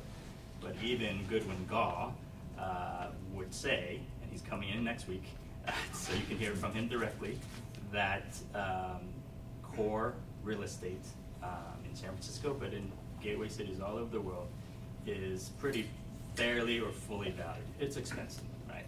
And Mike Lynn and her colleagues have all the data, but with core cap rates around 4 to 5% and even lower in some prime locations in these gateway cities, it would be hard to justify otherwise. Now, I think what we were talking about earlier was a matter of timing, right? If we are talking about purchasing our own building that we're holding for 50 years or indefinitely, then timing doesn't matter as much. But if we're talking about limited term partnerships where you're purchasing a property and looking to exit in 3 to 5 years, then it matters quite a bit. And anyone who says that you've never lost money in San Francisco or any city around the world, I can show you a portfolio where there's quite a bit of examples that that is not true in the short term, right? Particularly when leverage is involved. And so, you know, what are we looking for? We're looking for managers that aren't just focused on opportunistic investments, because even in non-core property types around the world, valuations are pretty high. We're looking for exceptional managers who have specialized expertise in a certain property type or market or geographic region, right? Who can add value and improve the asset, drive property level NOI, right? And not just rely solely on cap rate compression or excessive leverage to achieve the targeted returns. Right? We certainly feel that Gaw Capital fits in that category. They've developed a well-deserved reputation for being a visionary and creative and innovative manager who relies not only on their creativity but on their in-house operating expertise to reimagine, redesign, redevelop, and reposition undervalued assets. Right? And so they've certainly have a strong track record in Asia and have developed quite a respectable franchise. But they've actually been investing in the U.S. for longer, 5-10 years longer in the U.S. than they have in Asia, through their LA-based affiliate, Downtown Properties, which invests on behalf of the Gaw family, other high net worth Asian families, and select institutional investors. And they've developed a very impressive track record here in the U.S. as well. We feel, obviously, that they can transition their approach and their vision and their investment acumen from what's worked so well in Asia and continue it here in the U.S. Lindsay and Peter will share with you additional reasons why, and Mike will be available to share the flip side of the coin, some concerns and considerations. Lindsay Adams, Senior Portfolio Manager, Real Estate, and I'm going to focus on portfolio fit. And this is the third time that we are before the board in the last 7 months, focusing on, as you know, we look at demographic trends, and this is one of my favorite trends, and that's urbanization. And Commissioner Macris, I think this is the yuppie movement that you were looking for. You're trying to come to those terms, and it's also baby boomers are also returning, as well as the Generation Y lifestyle movement. Another thing these three investments that we've brought before the board have in common are strong markets with good fundamental demographics. In October, the board approved an allocation to CIM 8, and the average deal size there is about $250 million per investment. In January, the board approved an allocation to DivCo West. There, the average size is about 100, 110. Now, today's proposal with Gaw US, the deal size is about 50 to 65.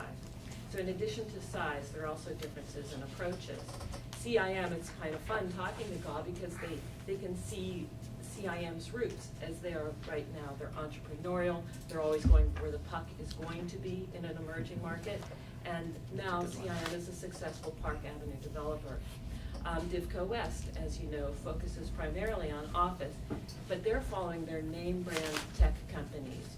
Remember, they were the Apples and the Amazons and the Googles and Twitters. Gaw is, again, the smaller size, but again, the creative office and hospitality. The similar tech, but also snazzy advertising and media firms. when we toured an asset here in San Francisco, they have GoPro, the mountable camera people that keep expanding, gobbling up space, as well as a VC firm. So these funds together intended to give the portfolio exposure to this demographic, to marry that opportunity, but in 3 bite sizes, the large, medium, and small, with this common opportunistic theme. And now Peter is going to discuss more GAW and the U.S. Fund. Thank you. Good evening, Commissioners. Peter Lynn, Security Analyst, Real Assets. Just going off what Art and Lindsay already said, this is a great opportunity for SFERS to partner with a highly differentiated real estate team led by Goodwin Gall. As Art indicated, Goodwin built a very successful Asia franchise and has a even longer investment history in the U.S., which dates back to the 1990s. Just a little bit of data on the Asia franchise. Through 4 funds, they have raised over $2.5 billion in commitments, and as of December 31st, 2013, they are tracking at an aggregate 17.5% gross IRR and a 2.2 times gross multiple. SFERS is an investor through the Gateway Fund 4 with a $52 million commitment. And a lot of what we have already indicated is we feel Goodwin will repeat this kind of performance in the U.S., where he's going to build a relatively successful U.S. franchise as well. The current U.S. investment team is led by Goodwin Gall, and he provides the overall strategic vision for the team. The team overall is newly constituted, but has worked extensively with one another through their careers, and each bring a pretty unique expertise to the firm as well. The Fund 2's Senior Acquisition Officer, Valerie Yip and Dan Lee, have worked with Goodwin for the better part of the decade. The firm made 3 strategic hires in Tim Walsh, Roman Nenstoff, and Ashish Gupta. Tim Walsh was previously a CIO for the New Jersey Division of Investments, and before that at Indiana Teachers Retirement Fund. Roman Nenstoff was a real estate consultant previously at R.B. Coons, and before that at Cortland Partners. Roman has worked with Mr. Walsh for over 5 years as a consultant and advisory capacity.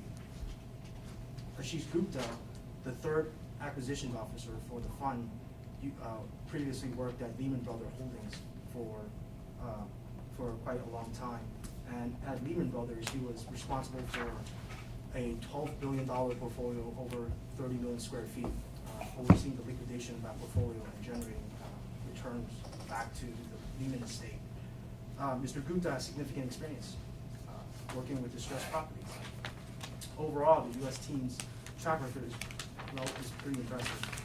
The legacy assets portfolio, which are primarily Gall family assets, are intended to be held indefinitely, but still they managed to make 9 realizations out of 25 transactions. Those realizations are currently tracking at a 46% IRR and a 2.3 times multiple. Overall, as of December 31st, 2013, this portfolio is tracking at a 33% gross IRR and a 3.6 times multiple.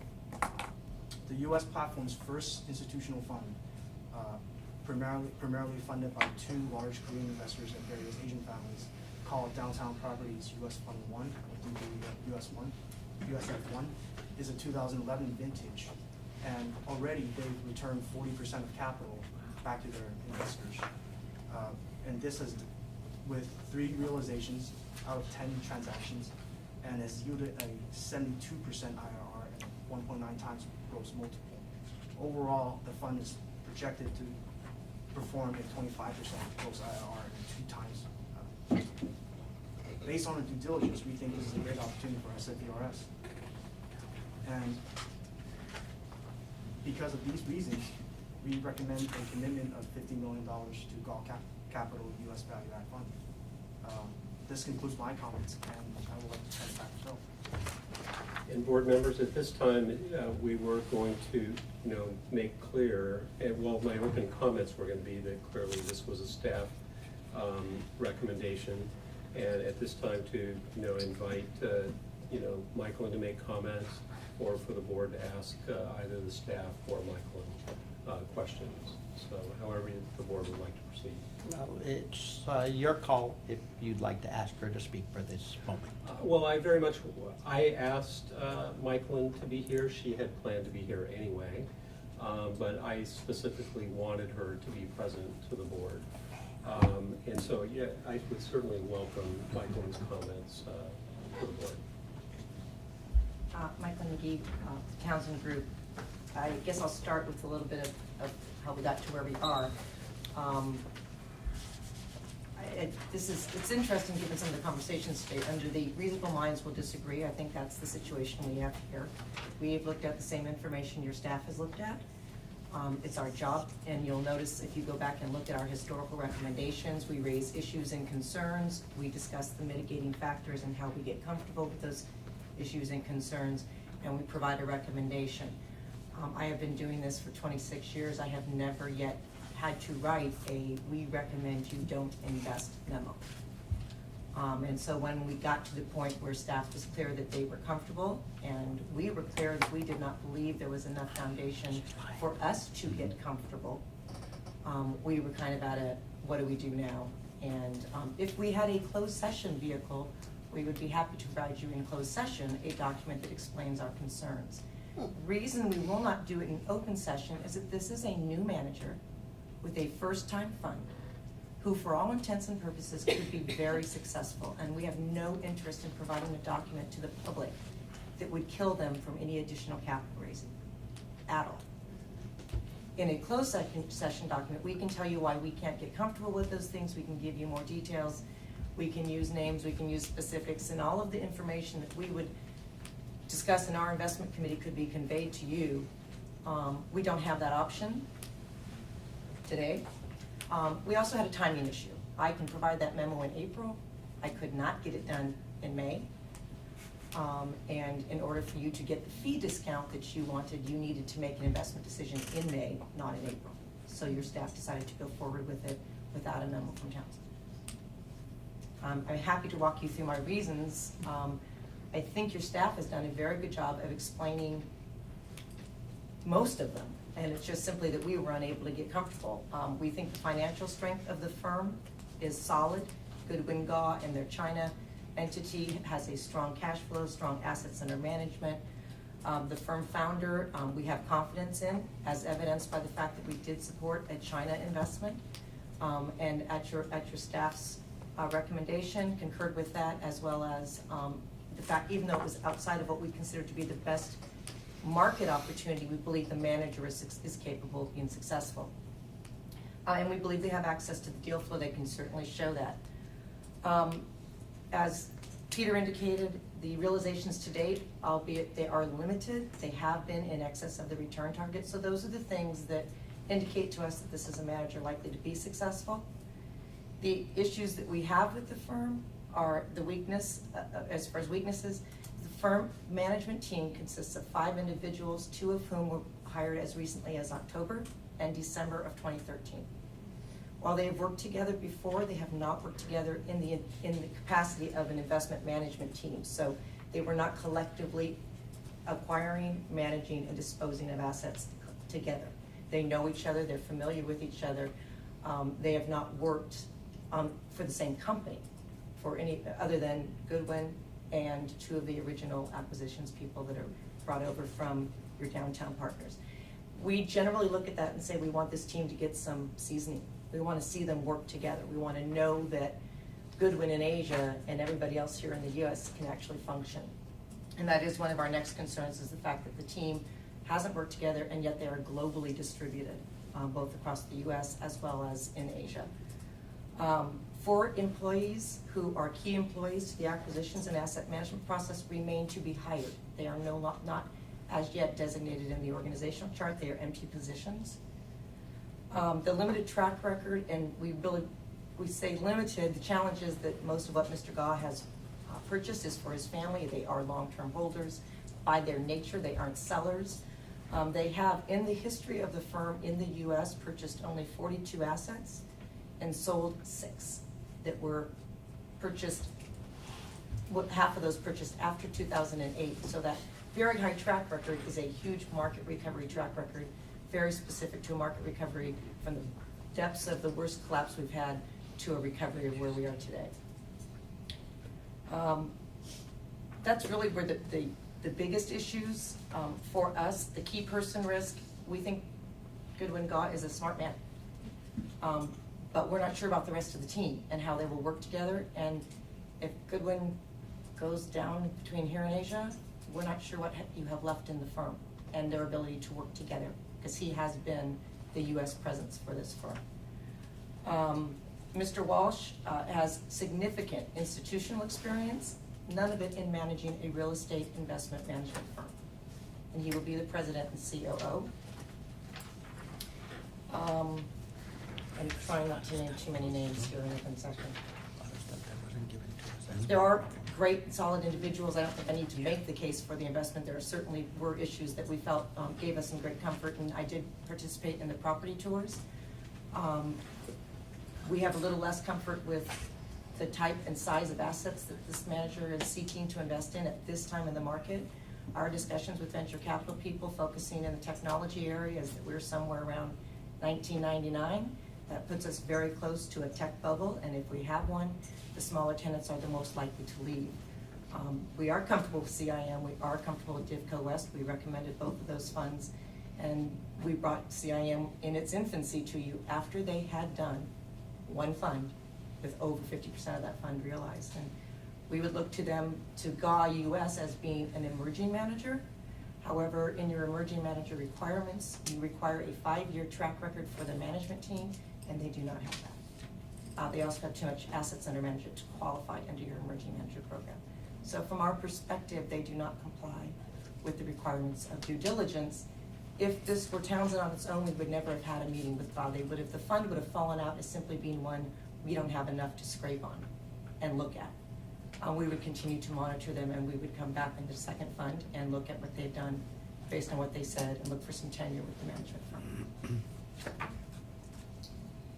And there is no written memo, there's, other than my notes to myself, to meet with your staff and go through our concerns. Thank you. Mr. Coker, anything else?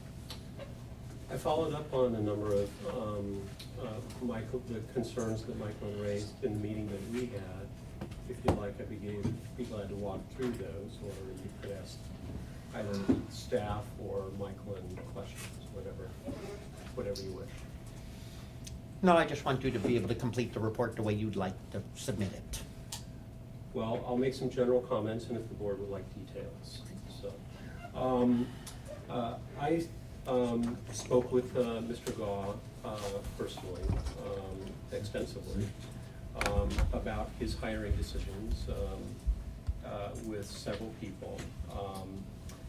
He described one person as, a jack of all trades, likes his energy, he's very strong at reporting, he's very good at working with clients, investor relations, he's very logical. He's not part of the deal-making team. Another person is here in the San Francisco office. She's a key person. She's a shared resource between, the legacy firm and the new firm. He described Tim Walsh as having very broad investment skills, the ability to run organizations of all size. Indiana Teachers, I believe, is about $11 or $12 billion firm, and New Jersey is $73 billion. Excellent macro skills, very, very strong in risk and compliance, so very able at building out an institutional quality firm. Very strong in risk management, very, again, macro-oriented. I then talked to Tim directly, Mr. Walsh, kind of walked through the rationale behind each of the career moves that he's made. I then talked to, just as one example, I'll just leave it at 3, is I then talked to the chair of the New Jersey Investment Division, for whom Tim reported to. This gentleman, Bob Grady, is a former partner at Carlyle. His exact words were that Tim could have stayed at New Jersey as long as he wanted. He did a spectacular job, quote, he was a great CIO. He left only because the compensation is $185K. Tim has a couple of kids that are entering college, and his salary was capped by statute. So it would have taken a very, very long time to get this turned around. I have more comments from Mr. Grady to sum up the bullet points at the end, where it is that Tim is very smart, he's very creative. They were voted large plan of the year under Tim's leadership. They've had very good subsequent returns. Their 3-year returns are very good. And his last words were that I give him my highest recommendation. Great, thank you. I will open up for public comment on item number 8.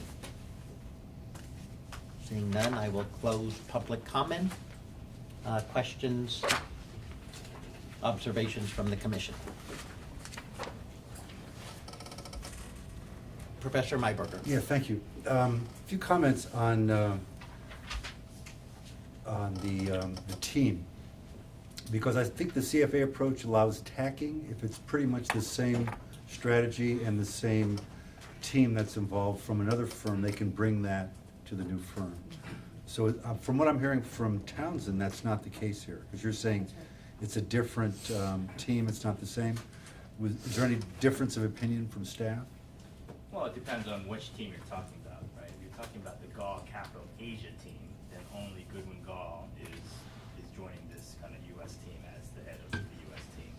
But a Gall Capital affiliate, Downtown Properties, right, which Goodwin Gall also oversaw, many of the key acquisitions people are joining this team.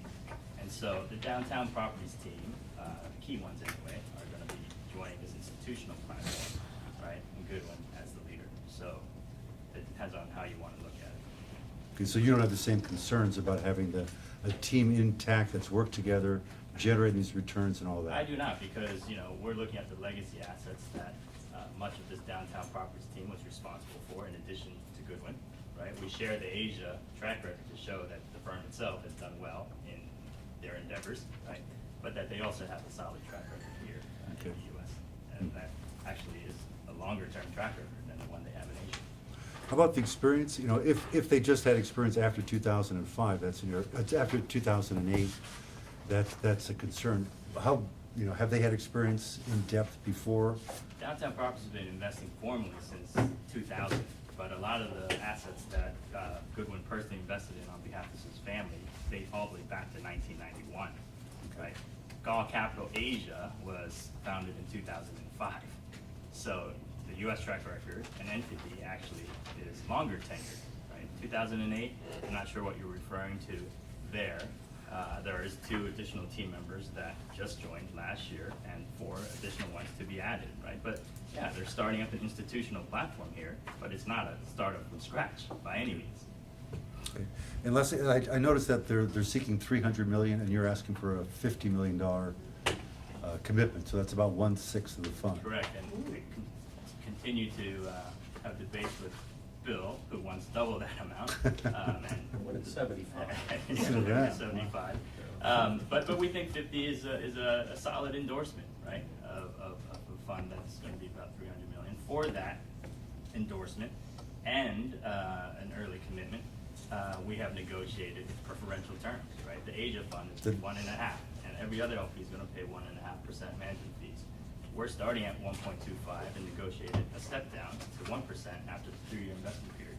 We'll also expect to receive an advisory committee seat. So there is an advantage of being early supporters and anchor investors. And is that commitment based on the $50 million that is targeted here, or is that based on? It's based on, yes, it is. We will get it if we commit. But if it's a lower number, you won't get it? Is that what I'm reading between the lines? I don't believe so, but I mean, You don't know. it depends on the leverage we have, right? But these are the conversations we had. We would expend some political capital for sure, right? If we said, they expect it. And maybe that's the cue to wrap this up. Yeah, there you go. Yeah. That will conclude my question.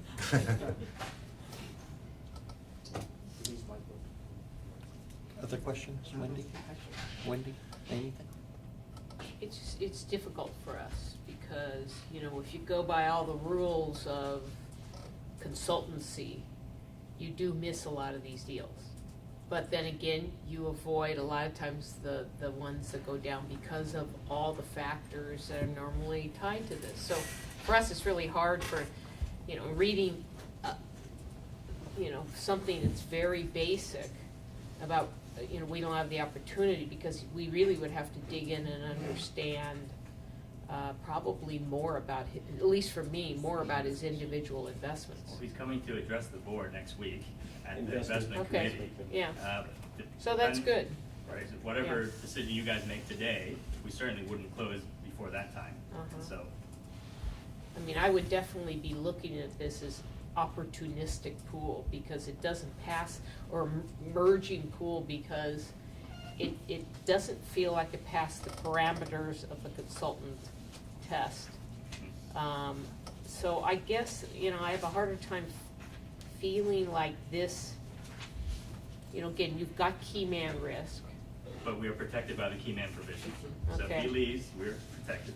but then you've got all the investments in the, you know, in all the individual properties that you would have to deal with at that point. Well, those aren't coming with this platform. That will remain at the downtown properties platform to be managed by the property management team. Many of whom are staying at downtown properties. It's the acquisition team that is transferring to this institutional platform. So what you're really saying is if something happens to him, he's not the real big brains of this operation, the big talent, No, the, what I'm saying is he is, and what I'm also saying is we would be protected by the key man provision that if he cannot devote attention to this fund, our commitment can be pulled, just like Marcel for the Carlisle opportunity we talked about earlier today. There is reasonable depth here.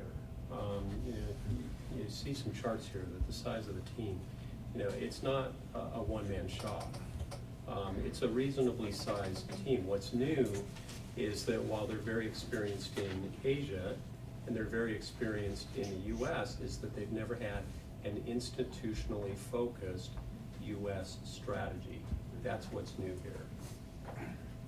well, so when he had his strategy for the legacy area, is it basically just taking that strategy and applying it institutionally? Yes. And the people in that group, you're moving over kind of their track record Exactly. to this area. Those two people that he's trained for the better part of the decade. So Michael, and why, I mean, you have an inconsistency there and, Yeah, ours is, it's about timing. So there's a 5-member investment committee that's designated for this fund. Of those 5 members, only Goodwin Shaw and Dan Lee have any realized investment returns that we can look to. The other individuals joined the, I'm sorry, and Valerie Yip. The other individuals all joined the firm after all the realizations that we can look to had been bought. So they didn't actually buy the track record. That's why we don't consider it a portable track record. and you consider it portable. Absolutely. He did these investments, right? And 3 of the 5 investment committee members were responsible for a large part of this investment track record. And the 4th person who's new, he's a CIO, is that what he is? CEO. CEO. CEO. COO. Chief Operating Chief Officer. Operating So Officer. So he's not more of an inside guy. He's purely for organization. Okay, so he's Sits on the organizational. investment committee. And what about the 5th person? So 5th person is Ashish Gupta, who worked at Lehman Brothers Real Estate Holdings, where he managed that $12 billion size portfolio. And you're considering him extremely talented? Very talented. One of his references, Boston Properties CEO, Owens Thomas. Mhm. Outright called him a star. He is. This, They don't have to call him, he is. this manager's had all-star, You know these guys. references. And so what made him move over to this group? Oh, he was at Lehman. Yeah.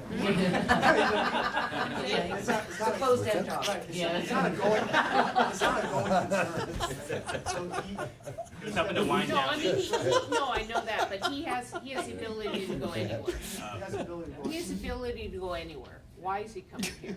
But like you said, there's the element of a startup here, right? This firm is very entrepreneurial. That's the way Goodwin runs his Asia business too. Look for very innovative ideas and execute.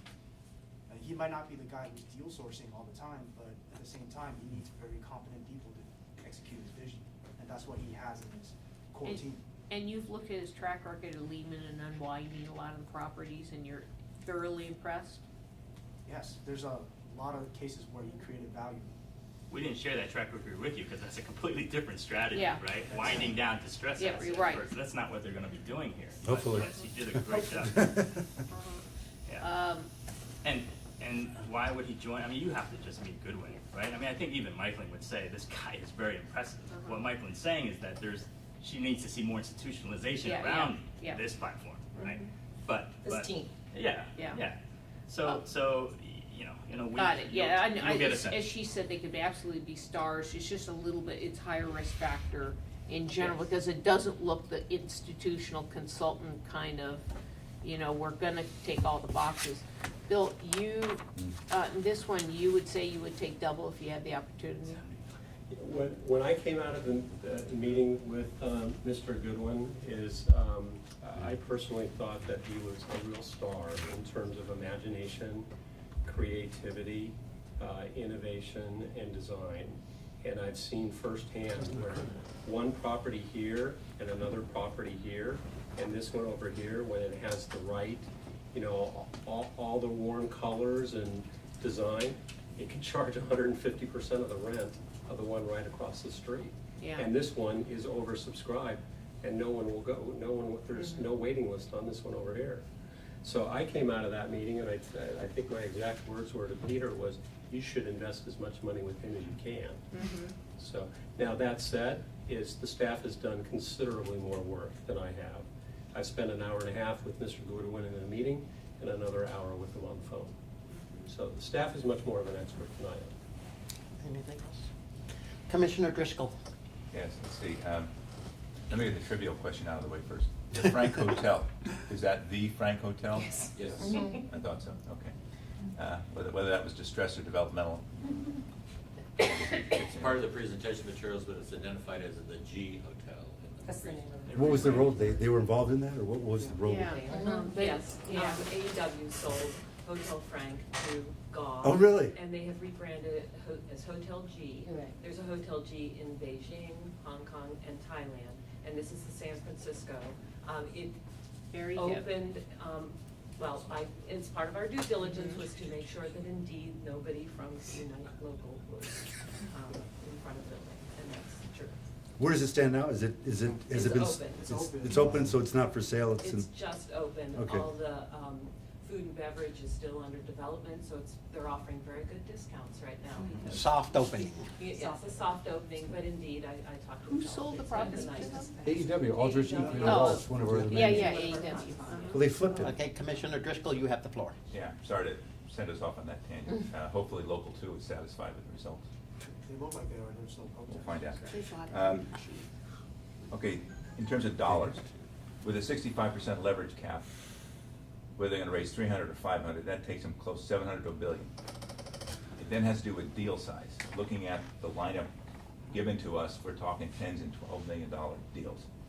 But for size, are they gonna do that many small deals, or are they gonna go bigger? Occasionally, it's gonna be split. They're gonna do primarily, the deal that the funds like AEW or even Diffco West, that ignores. So you're talking about somewhere between the $5 and $25 million deal sizes. But occasionally, they will go big if they see an opportunity. Okay, because then I'm counting deal sizes for the capacity of the number of people they got, let alone their individual experience. Yeah, well, That's a warning sign, okay? The first investment in the fund is a joint venture platform to invest in creative hospitality assets in underserved markets near major U.S. universities. The fund is committing $40 million to that JV, so over 10% of the fund. Right? And so that's already spoken for. And other deal sizes will vary between 5 and that amount likely. And so it's not going to be a ton of tiny little equity checks. Right? There will be some sizable opportunities that they see. They have a pretty robust pipeline from what we've reviewed. Well, there could be a lot of good things in the pilot. I'm just trying to figure out what size of deals are they good at managing? And building and refitting and the whole So bit. if you look at their track record, it's Yeah. small size deals, Yeah. but also in Asia, they are buying billion-dollar mixed-use projects in Beijing, for example, right? So it's a wide range of opportunities. So I was they at- also have capabilities to manage very core assets too. they have a separately managed account with Korean investors, and they currently have 7 core properties, one of which is 333 Market, which they just sold, but they have. What number on Market? Oh, no. 333 Market. Oh, Right. not that one. Small world. Oh, my God. But They're Hartford used to. they made a pretty decent return on that for the Korean investors. And it's part of Downtown Properties that has that asset management capabilities that they can always refer back to. And Downtown Properties is the one that's doing the asset management, the property management at that building. So in terms of scale, they're truly a vertically integrated platform where they can manage properties at any size you can think of and any complexity you can think of, as shown by the 333 Market type. Because we sold it to a German bank, as I recall, when we owned that building. To a German entity? No, that was 333 Bush. Bush. 333 Market. This is Market. Market, okay. 333 Market is Thank you. where Hartford, one of our former vendors, was before we got rid of them. Thank you. Yeah, so I mean, their investments range from billion-dollar properties to distressed, undervalued properties that require, a $20 million check, but previous owner poured in $300 million, right? Like, we give you that example of the Japanese hotel, right? And so it's a wide range of capabilities because they are vertically integrated. They can handle the big projects, and they can also still invest, nimble enough to invest in the smaller projects. Okay, I'm also trying to understand how wide their abilities or capabilities are here in North America. So I'll go into Mr. Gau's time. They have 100 employees in Asia, in big buildings. How much of his time is spent there? So he's obviously, education-wise, he's extremely successful in the United States. So that's what I'm trying to understand. He's the key man. Where's he spending his time? A little before we get to Mr. Walsh. 50-50. 50-50, is that gonna be enough? Yes. I mean, where does Stephen Schwarzman spend his time? Dave Rubenstein spend his time? It's on an airplane, right? So he's only managing 2 major franchises here versus these guys who are running $200 billion asset management firms. No one asks where they're spending their time, right? I'm just trying to, his commitment to this whole I program. understand. 50-50, which again, we identified as a key risk in our memo, that his time commitment is going to be something that we have to consider. We feel that it's mitigated by the key man provision in the partnership terms. For if he does not spend enough time with either partnership, we're protected by the key man provision, right? So with either partnership? Yeah, because he's a key man in Asia, and he's a key man in the US. What about how much time he spends here? We're not investing in Asia. 50-50. 50-50 is enough. We're investing in Asia. Oh, we are in both? That's the part that did not come through. Not in this fund, you have another fund. This is a Oh, US yeah, fund. because of our prior commitments. Okay, then the structure of this particular domestic investment. There is one other institutional investor you identified maybe is putting in 150 million? Yes. Okay. Are their investment objectives similar to ours? So you talking about Yes. the JV, or you talking about? I don't know whoever it was referred to as 150 million. They're a long-term institutional investor. So, but they have the same issue about exiting that we might, as opposed to just buy and hold. Yes. That, I would say the Korean group may have different interests in property, because. That's different. Those core separate accounts are different. That's They just an want example of who. Trophy properties Right, in London right. and wherever, right? So And that's separate. Everybody in this fund has the same objective. Okay, so then in their investment objectives, they state that, they don't plan on holding properties for more than X number of years to exit. You might say the normal institutional Correct. So fund. part of the trend is that the Korean investors initially wanted to break into U.S. real estate to buy predominantly core assets. But as their investment objectives started expanding in the core office, they started looking at opportunistic returns and opportunistic managers. Gall was one of those managers that they hired to execute this kind of strategy. Okay, then I'll make the comment. I usually start from the premise of supporting staff's recommendation. The fact that there's no consultant recommendation, I'm not saying it's immaterial, but I'm not going to count or not count something that doesn't exist. Unlike when there is a consultant's recommendation and we go against it, there has to be a basis for doing that. So I don't know why I'm coming to agree with you, but for a slightly different issue, because when we do disagree with the consultant's recommendation and we have no foundation for it, I think we're definitely leaving ourselves wide open for a lawsuit. Well, we have a recommendation tonight. Not from, She's saying don't invest. I took theirs as no recommendation, No. period. It's a no invest. No invest. We could not get to a yes on this one. Yeah, this is. Say it again. Yes. We could not get to a yes recommendation. for Therefore, this its fund. defaults to no? Well, see, that's it. Yes, it It's- does, you know, I guess technically, yes, it does, but yes. Let's ask this, will It's you a put board, your yeah. recommendation in writing? Would I put my recommendation in? Yes, I could. If you want it in writing. I think a key that Say yes, staff sure. has. To staff then, you should follow, Joe, it's okay with you, the floor is yours, so I don't wanna. Yeah, I'm just trying to think how to make So sure you I'm can understanding, finish. since I made a case, an issue about the not counting a recommendation that doesn't exist. And I'm trying to play words, but if it's not in writing, your verbal is, I'm not trying to ignore it, but I'm just trying to be real factual here because of what recommendations And made. as a matter of course, I do not have a final recommendation from Townsend not to invest in this fund because that would have to be vetted by my investment committee, which could not be done in time for this meeting. Right, okay. That was what I could provide you by April. You mean by June? Yeah, whatever the next. Okay, I'm sorry, June, sorry. I thought I missed another time. Yeah. Okay. This month. Okay, that helps me understand exactly how and why I'm gonna vote to support staff. Based on there's a reason why I understand or believe they did the due diligence required. It may be different from what Townsend may or may not come to the conclusion of. That's correct. Oh, Leon, did you have something? Just a couple of questions. Go, go right It ahead. goes back to Townsend. On the previous investment without, I mean, you made a statement that you consider them an emerging manager. No, to be clear, what I did when we looked at this, for any new offering that comes in, we look at we do an initial screen. I looked at this, they don't meet the minimum requirements we would have for any manager we would take forward to a client, because based on track record and realizations.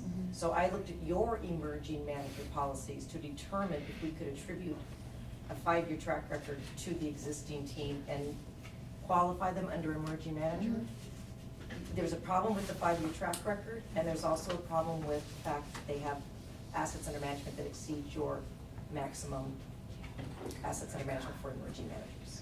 They aren't an emerging manager other than the US I product. thought they're not, yeah, that's when I look at That's the what whole you're problem. doing. It's Right. kind of a neither fish nor fowl. Was 250 the number? What is the max size for emerging? $2 billion. 2 billion. Yeah, and Never that was, over that. but when I must say though, when I read, the staff recommendation, I read through it, based on the information I have, it looks like a sound investment. And looking at what Gall's done, I haven't met Goodwin Gall personally, but only read again the information and what I Google on them in addition to my limited research, and so I don't have all the same tools you have. But if I were making a decision today, based on what I have in front of me, I would probably be like Bill and increase that investment. But that's just what I have in terms of research, and I think I made that comment right earlier. And so obviously, there's information that we don't have that you can't say in a public meeting. I'll go No, back to no, that. and I don't think that it's fair to say that there's information. This is about your ability to get comfortable Right. with the limited track record, a new team, the US experience, the demand on Goodwin Gall, the dependence upon Goodwin Gall. We cannot get comfortable with it, your staff has. And I think I get comfortable with the key man risk policy, only because I know that's always an option out. And it is a key man because it's one person in 2 places. And that happens with a lot of firms now. So that's not here, that's not exotic. Reasonable minds will disagree. Yeah, that's true, but it's not exotic in this industry today. Anything further? No. Great. To Mr. Coker, I was under the impression up to 2 o'clock that we did not have and could not get the report from Townsend. I'm hearing otherwise now, that she will put it in writing.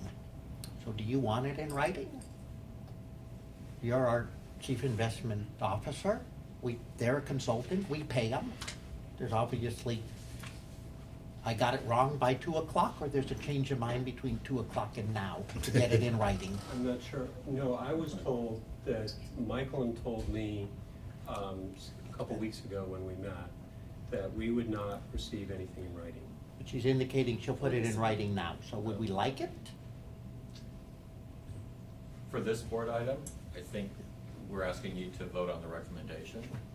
So having it in writing after the fact, I mean, she's basically saying it's a no recommendation, it's not a. I understand, but, you know, the recommendation is, and in our due diligence, a written report is better than not. Let me ask this, how many matters have come before us that do not have a written recommendation? I'll just ask the people here that have a lot of history. At least one recently without portfolio advisors, because they were conflicted out, and we brought forward a recommendation of Correct. staff report only. Correct. So this is not a precedent, you know, breaker, yes. We had portfolio advisors' written report, they just were not present, that was your comment. No, there was It was a fund to Yeah, fund. but it's fair They to, were conflicted out. but it's fair to say, we have a consultant on board, and we're paying them, and we want their input, and we believe that's valuable. And if that's not, let me know, and I'm happy to put on the agenda to dump consultants and have staff do it as we're building up. I don't believe that's what we're doing. So I ask you all to inhale and not wiggle around here. We pay consultants, we have a process, we have a check and balance to do our job. It's not about having a wink and a nod and having a person walk out the door. I'm a lot smarter this afternoon after Townsend has presented their facts than when I walked in. That makes me do my job more effectively. So if you guys want the consultant not to come, I want that discussion. That's a very valid discussion, Don't want the consultant to what? to put their reports in writing. Well, they can put it in writing, but I'd say what they've said is a matter of record now. Well, that's why I called it out separately. Yeah, that's fine. That's why I said before we start, we're gonna get their recommendation on here, because I wasn't gonna put us in a position in having this type of information kept outside of this room. That's good. Because then we would have a problem with the decision-making we made. Commissioner, Good that you did. to be clear, there was no mention from Michaelin that a memo could be made available to us in June. What I understood was that we would not have a memo, she wouldn't put anything in writing. That, not she, that Townsend. The company, wouldn't put anything in writing. I concluded, my conclusion of this was that there were two parties that completely have San Francisco's best interest at heart and reached a different conclusion. One, what I believe to be the cautious view was that, you know, it's a new institutional platform. 2 of the 5 members of the investment team are new. What we saw was a very creative, innovative, imaginative real estate investor, also a very, very experienced real estate investor. 3 of the 5 members of the team have been together for a while, and they have extensive experience investing in the United States. So we reached 2 very different conclusions, both with the interests of SFERS totally at heart. Great. So with that, I was comfortable that we go forward with the recommendation and that Michael be present to share Townsend's point of view. Great. The chair will entertain a motion so we can speak to something more focused. Whatever the motion may be. All right, I'll bite. I would move that we adopt staff's recommendation to invest up to $60 million in GAW Capital US. 60 or 50? Sorry, Are you 50. increasing it? 50, Okay. I'm sorry, All right. 50. So 50, staff's recommendation. Sorry. Is there a second to that? There's a second. Second. I said, Oh, now we have a majority. Speaking to the motion of approval. Yeah, I made the motion, I would Yeah. speak in favor. First of all, I appreciate the candor of staff. You strike me as very credible in terms of your arguments, in terms of the due diligence that you've done for them, their experience and everything else. So I feel very comfortable with the supporting staff's recommendation. I will support the matter and the item. In life, they always say, a lot of people do talking, but when you put your signature to it, it's real. We don't hire people till we meet them and we look them in the eye. And we have all of this due diligence based on trust, integrity, backing up what you're doing. Staff has done that today and our consultant has not. So I am very proud to make that very, very distinct support for this item. All those in favor of the motion? Aye. Aye. Opposed? Passes unanimously. Thank you very much.